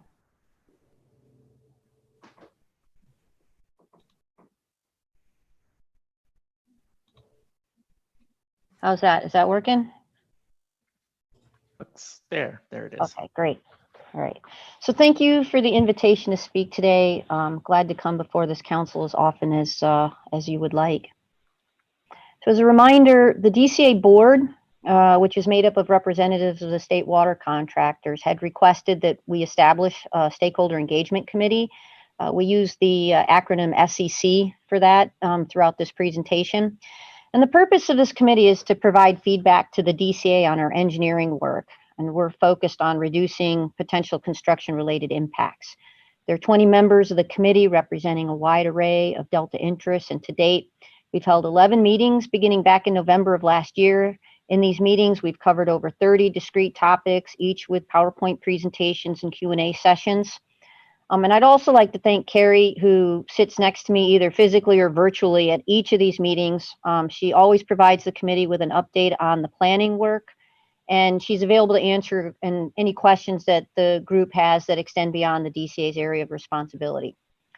And I'd be remiss if I didn't emphasize the significant commitment that each of these SEC members have made throughout this process. They give hours of their time each month reviewing the material and participating in what are sometimes marathon meetings. And while it's clear that most of the members oppose the project, they continue to share their opinions. And we understand that for many of them, it's not an easy concession. And so as a result, I mean, DCA is just particularly and especially grateful for all the time and energy they put into this process.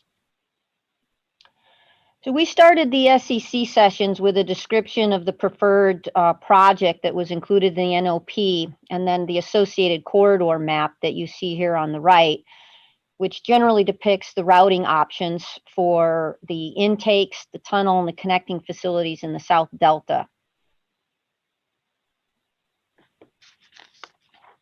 And after 10 months of work with the committee and going through each of the facilities and the siting analyses and the traffic impacts and a host of other engineering topics, we've pretty much settled in on a planned alignment for each of the two corridors, which is depicted in the figure on the right. I went back and took a look at some of the original siting plans that were presented early in the process and where we are today. And just about every facility on the plan has changed, most commonly either in its location, the size of the site, maybe the logistics plan. And nearly all of these changes are a reflection of comments that were made in the SEC meetings that sent us back to the drawing boards and looking for ways to accommodate their feedback.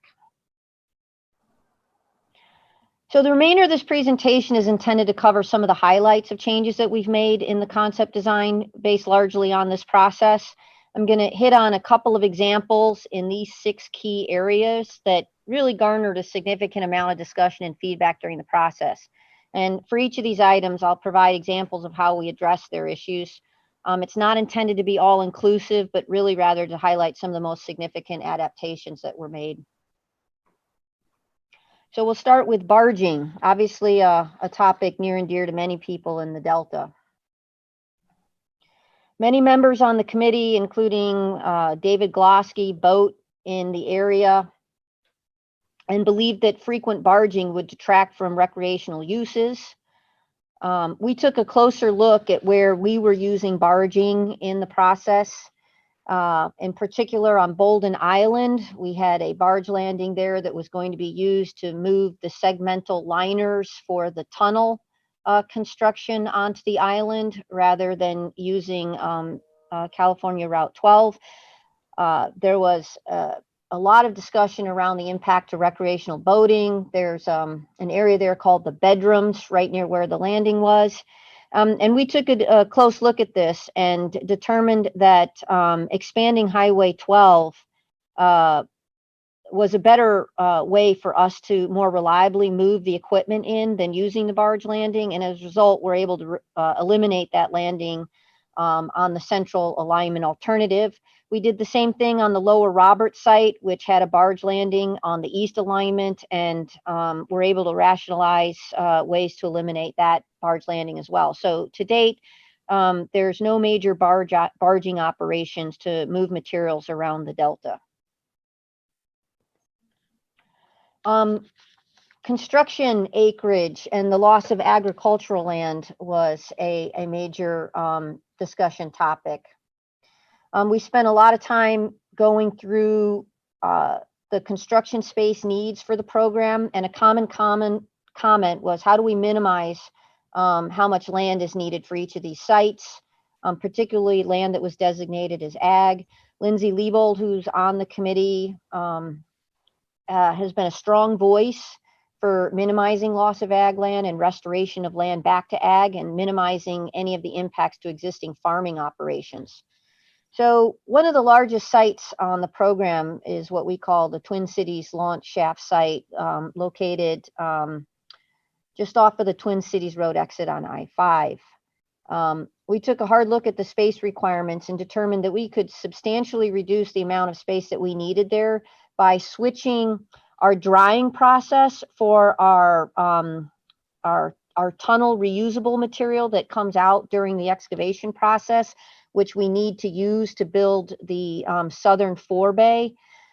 Land application of this material to dry it to meet the requirements we need for using it for structural fill was very land intense. And we did research and found that we could use mechanical dryers, which take up a lot less space, as a way of drying that material. So that as a result, we were able to significantly reduce the amount of land needed on that property for our operations. You can see in the table, it's a reduction of approximately over 160 acres in property. In addition to minimizing the land that we needed during construction, there were discussions on how to restore impacted land after construction. In many of the sites, the area needed for construction is far larger than the residual area that'll be needed for permanent operations.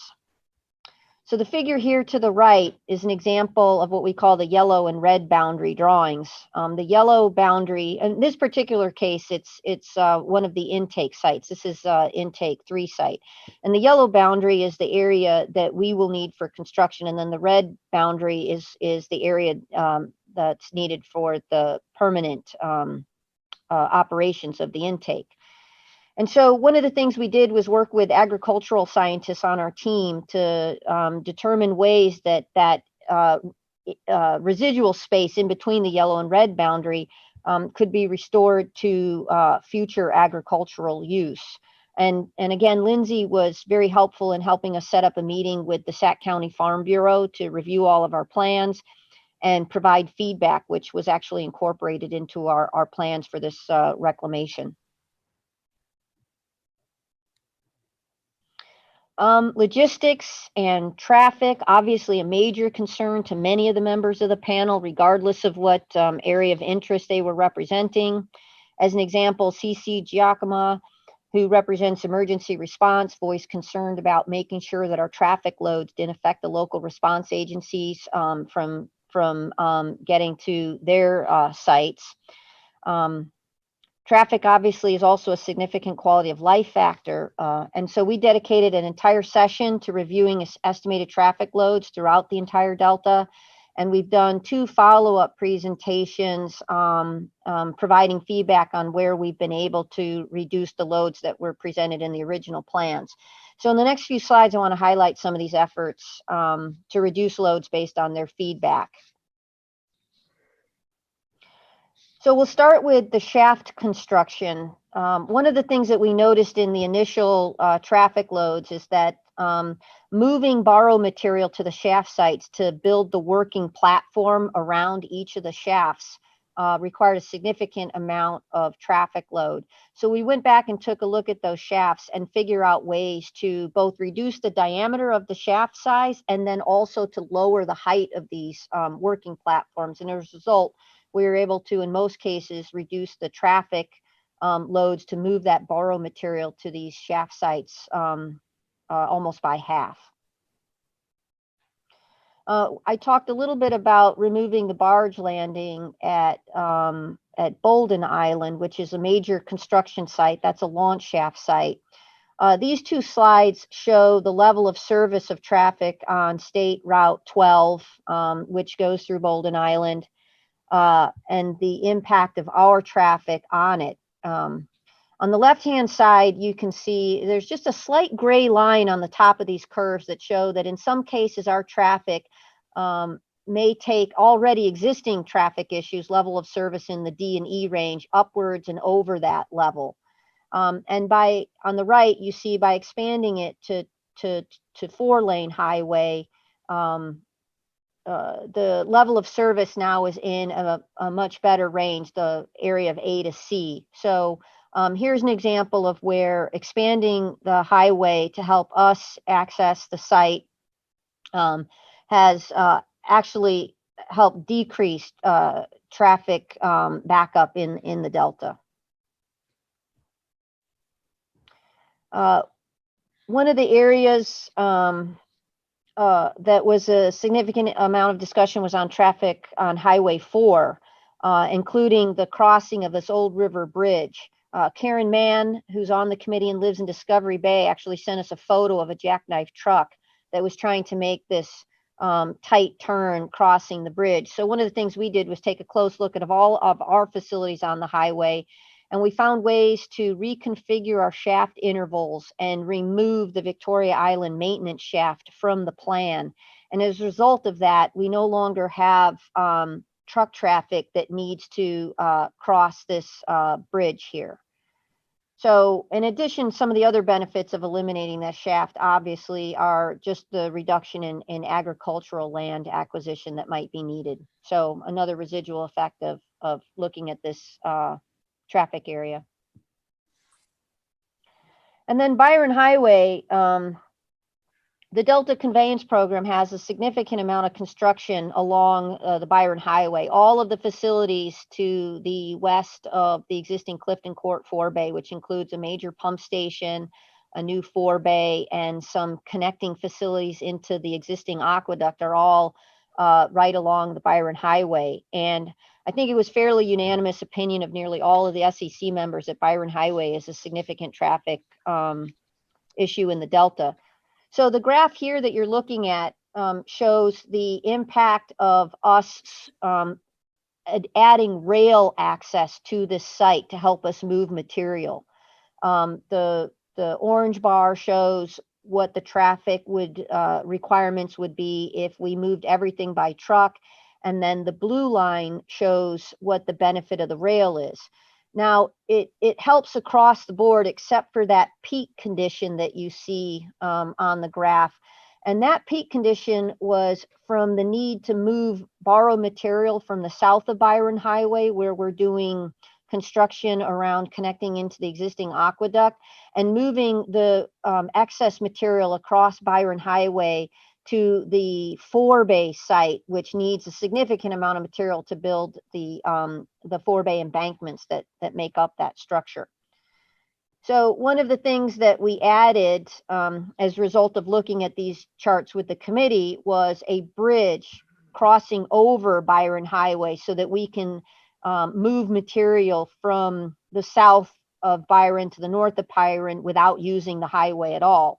And then we also transitioned even more of the material from trucking to rail as we listened to comments from the SEC and looked at what the existing conditions were. So the riprap that needs to be placed on the side of the levees of the embankment, rather than moving that with trucks, we were able to move that and shift that onto rail as an example. And that's why you see in years 7 and 8, a significant reduction in the amount of truck traffic on Byron Highway.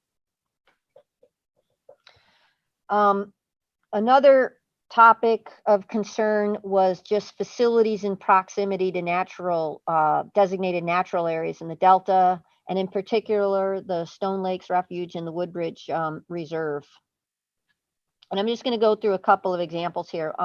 Here's the boundaries of the state Stone Lakes Refuge. And we have facilities to the east of I-5. As we talked about, the launch shaft, Twin Cities launch shaft is to the east of I-5. And then you have the intake locations that are on the west side of the Stone Lakes Reserve. So we're going to need to have truck traffic moving between I-5 and to the intakes in order to do that construction. So a significant topic of conversation in these meetings. So there was a lot that we did to reduce effects in the area, and I'm going to highlight some of the bigger ones. For the Twin Cities site, we originally had a launch shaft on the opposite side of I-5, where materials would come into Twin City by rail and we would truck them over to the launch shaft site, and then the RTM that comes out of the tunnel would be on a conveyor along Dearson Road, would go over I-5 and would come over the Twin Cities site for drying, and then ultimate hauling by rail over to the Forebay site. And what we were able to do was to move the Glanville launch shaft site onto the Twin Cities. So move it outside of the Stone Lakes Reserve boundaries and onto our site, and eliminate the conveyor and the trucking that would have been on Dearson Road. It extended the tunnel length by about a half a mile, but had significant benefits both to the Stone Lakes and to our operations at that site. There you can see that moving over. So that launch site shaft no longer is on the west side I-5, it's now on the east side I-5. We also spent a lot of time looking at haul routes from the Twin Cities site to the intakes, which are all major construction sites. And this went on through 3 or 4 meetings with different iterations. And what we settled on was using Lambert as the road that cuts from the Twin Cities site and over to a new access road that's being built on the toe of the former rail, the west side toe of the former rail alignment, which is about 20 feet up on a sort of embankment there. So that puts us on the opposite side of the refuge and below a berm that separates the 2 areas, and then haul routes into the intake sites. We had looked at things like using 3 different routes through from I-5 over the intakes to kind of distribute the loads, and then settled in on just using 1 road exclusively as the best alternative to access those intake sites. And then finally, we had originally had a site that was within about a quarter to a half mile of the Woodbridge Ecological Reserve, and found a much better spot for it about a mile north of the reserve, right along Peltier. And it provides benefits to us. Peltier is a better access road off of I-5 to get to that maintenance shaft. And it puts us more than a mile from the boundary of the existing reserve. And, Sean Worth was extremely helpful working with us to help optimize some of these locations. And one final topic that I want to cover was concerns over the use of these RTM conditioners during construction.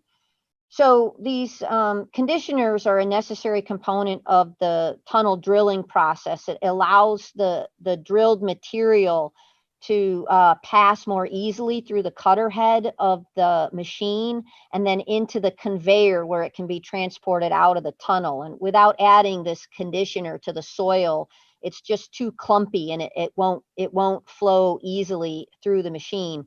And several of the members of the committee expressed concern over the use of these conditioners and what impact they might have to any underground residual left behind. And so we conducted additional research on the latest compositions of these components, and we committed to using a highly biodegradable material that's comprised only of naturally based polymers.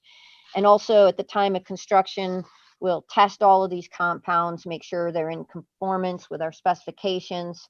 And obviously we'll do additional studies throughout the design process to continue to take advantage of any advancements that take place in the industry. So that concludes my presentation, and be glad to answer any questions you have. But again, want to thank all the SEC members who have contributed to this highly collaborative process.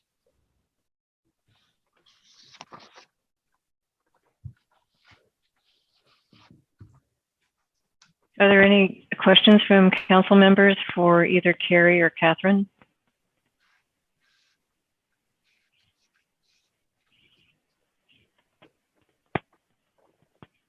Well, hearing none. I have a comment, Chair. if you don't mind. Sure.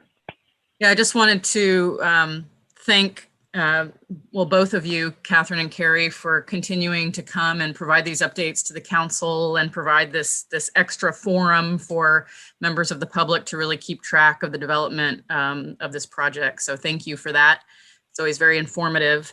And Carrie, especially thank you for clarifying on the updated calendar, the sequencing that you expect with the State Water Board's process and our process. That's very helpful for our planning purposes. So thank you for that. Madam Chair? Yes, Oscar, go ahead. Yeah, I would concur with Jessica's comments. Thank you very much, ladies, for continuing to update us and to continuing to take public comment and feedback on different ways in which the process and the project can be tweaked to accommodate the range of concerns. As you noted earlier, the Stakeholder Committee, while they continue to resist and not be supportive of the project per se, they continue to provide, I think, valuable feedback. And I think that's an important component that maybe wasn't embedded in the process the last go round. So thank you for continuing to keep us posted on the progress to date. Welcome. Chair Right. Tatayan, if I could just for a moment, I'd just like to reiterate and remind council members, some of the context for this is that, it is the council's expectation that this, as Carrie has described, would come forward to the council as a potential covered action. And in that context, one of the key considerations is regulatory policy DPP2, which requires, in this instance, water management facilities to be cited in order to avoid or reduce conflicts with existing uses and planned uses. So that's perhaps the emphasis that we're making at this point regarding changes to the project in the design phase that are responsive to stakeholder concerns concerning existing uses or planned future uses. So that provides a little bit of context regarding sort of the significance of the presentation and the types of changes being noted. Yes, thank you, Jeff.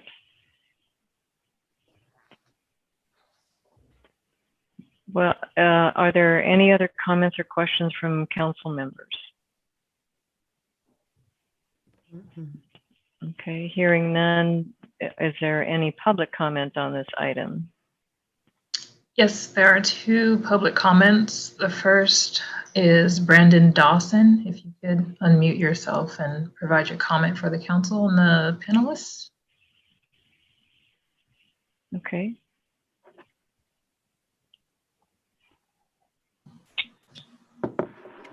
Hi, this is Brandon Dawson. Can you hear me? Yes, good morning. Good morning, council members. Sorry about that. Brandon Dawson on staff with Sierra Club, California. Thank you for the opportunity to comment today. I just wanted to note that the Delta Reform Act, which establishes a state policy to reduce reliance on the Delta, is already being underway and really thought of in many locales around the state, where they've taken this policy to heart, and rather that be through employing water projects adhering to the water efficiency standards that was discussed in the previous agenda item, or through other conservation measures such as recycling, stormwater capture, and the like. So these projects are the type that have the dual benefit of providing resilient water supplies for their respective regions, while also protecting the ecological, environmental, cultural, and economical value of the Delta. So at Sierra Club, California, we strongly believe that when weighing the need to even have the Delta Conveyance project, alternatives that would reduce reliance on the Delta, like those that I just mentioned before, both conform with the state policy and are also less environmentally harmful for the Delta. And that these types of projects should be considered and developed and not foreclosed at the outset of any Delta Conveyance project planning. But unfortunately, at last month's SEC meeting, DWR announced that as the state undergoes the environmental review process, it has no interest in exploring alternatives that both reduce reliance on the Delta and meet the objectives of the tunnel, such as employing some of those projects I mentioned before, but also fixing and enhancing existing infrastructure to meet seismic and climate resiliency needs. So while both Ms.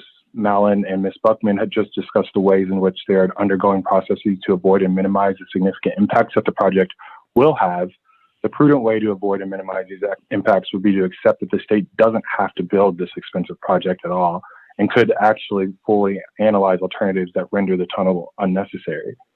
So there seems to be a priority to plan, permit, build, and operate this project over employing other less environmentally harmful methods that address the state's water supply and management issues. So I ask this council to keep this in mind as it hears progress on the Delta Conveyance project in the future, and that the state has options it can pursue but chooses not to.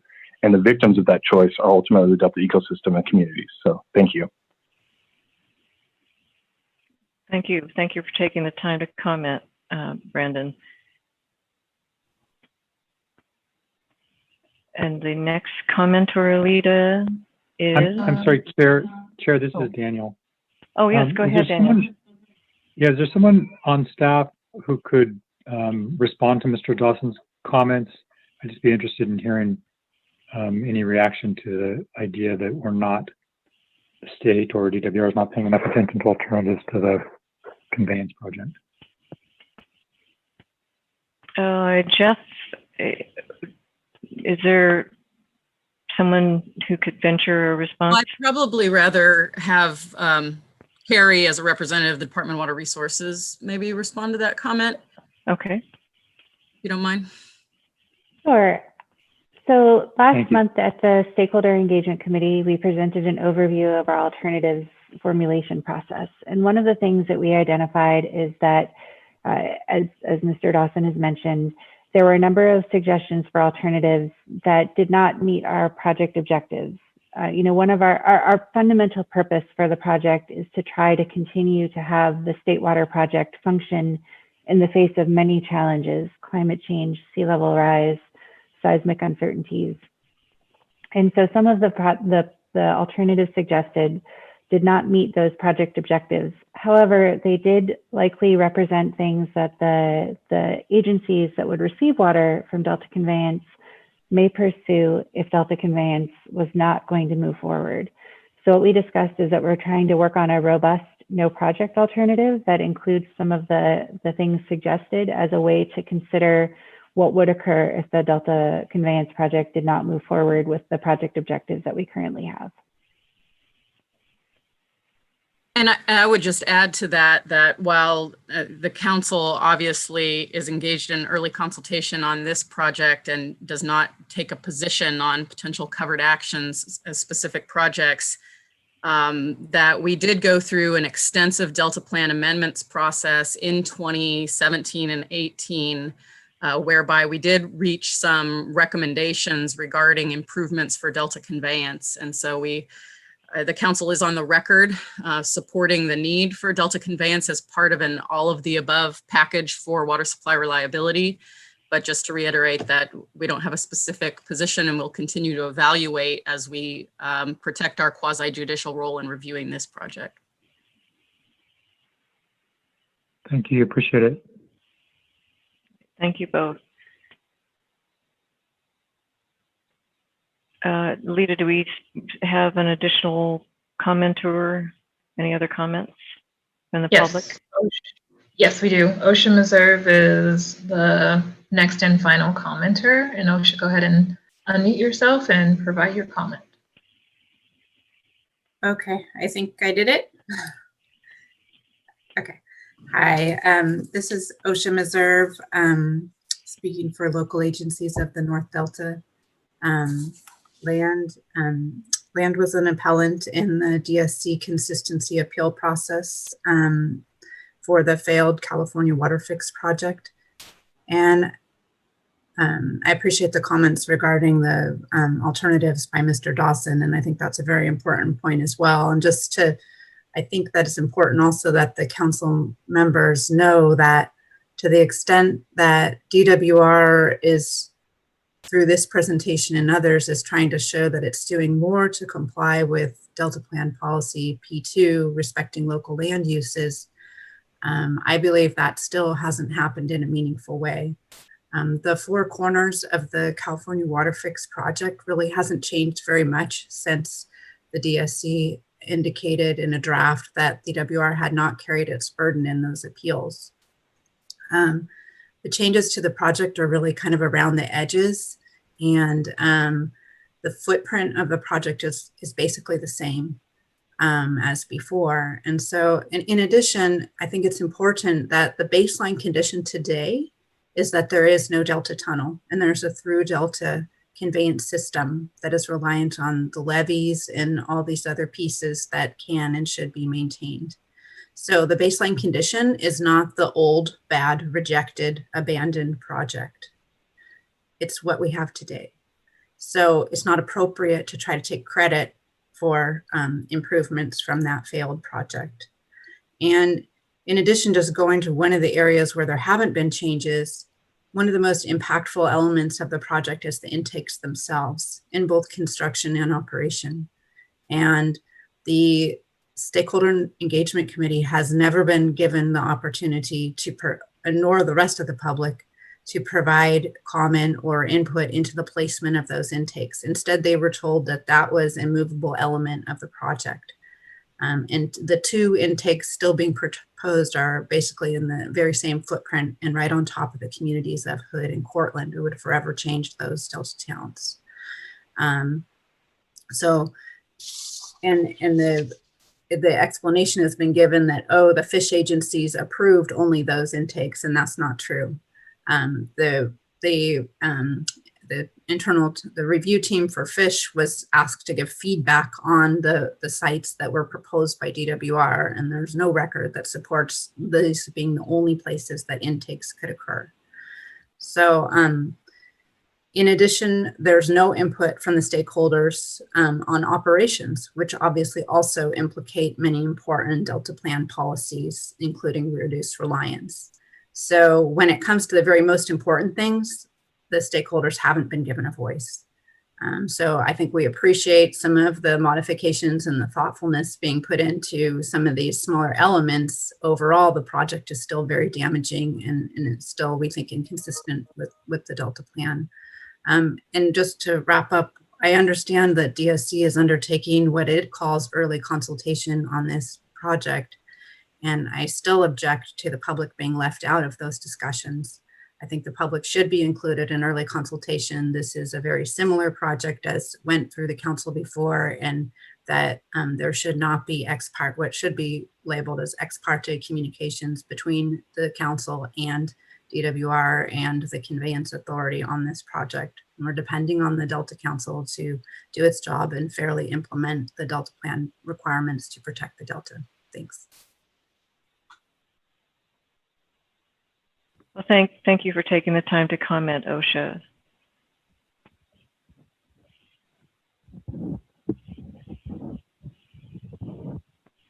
So, Lita, are there any other public comments? That was the last public comment for this item. Okay. Council members, any discussion on this item? Okay. Well, hearing none, thank you, Carrie and Catherine, for taking the time, and we look forward to hearing from you again. Welcome. Thank you. Thank you. So on to agenda item 13, public comment on any item not on our agenda today. Lita, are there any comments from the public? No, there are no more public comments for any other item or items not on the agenda. Okay.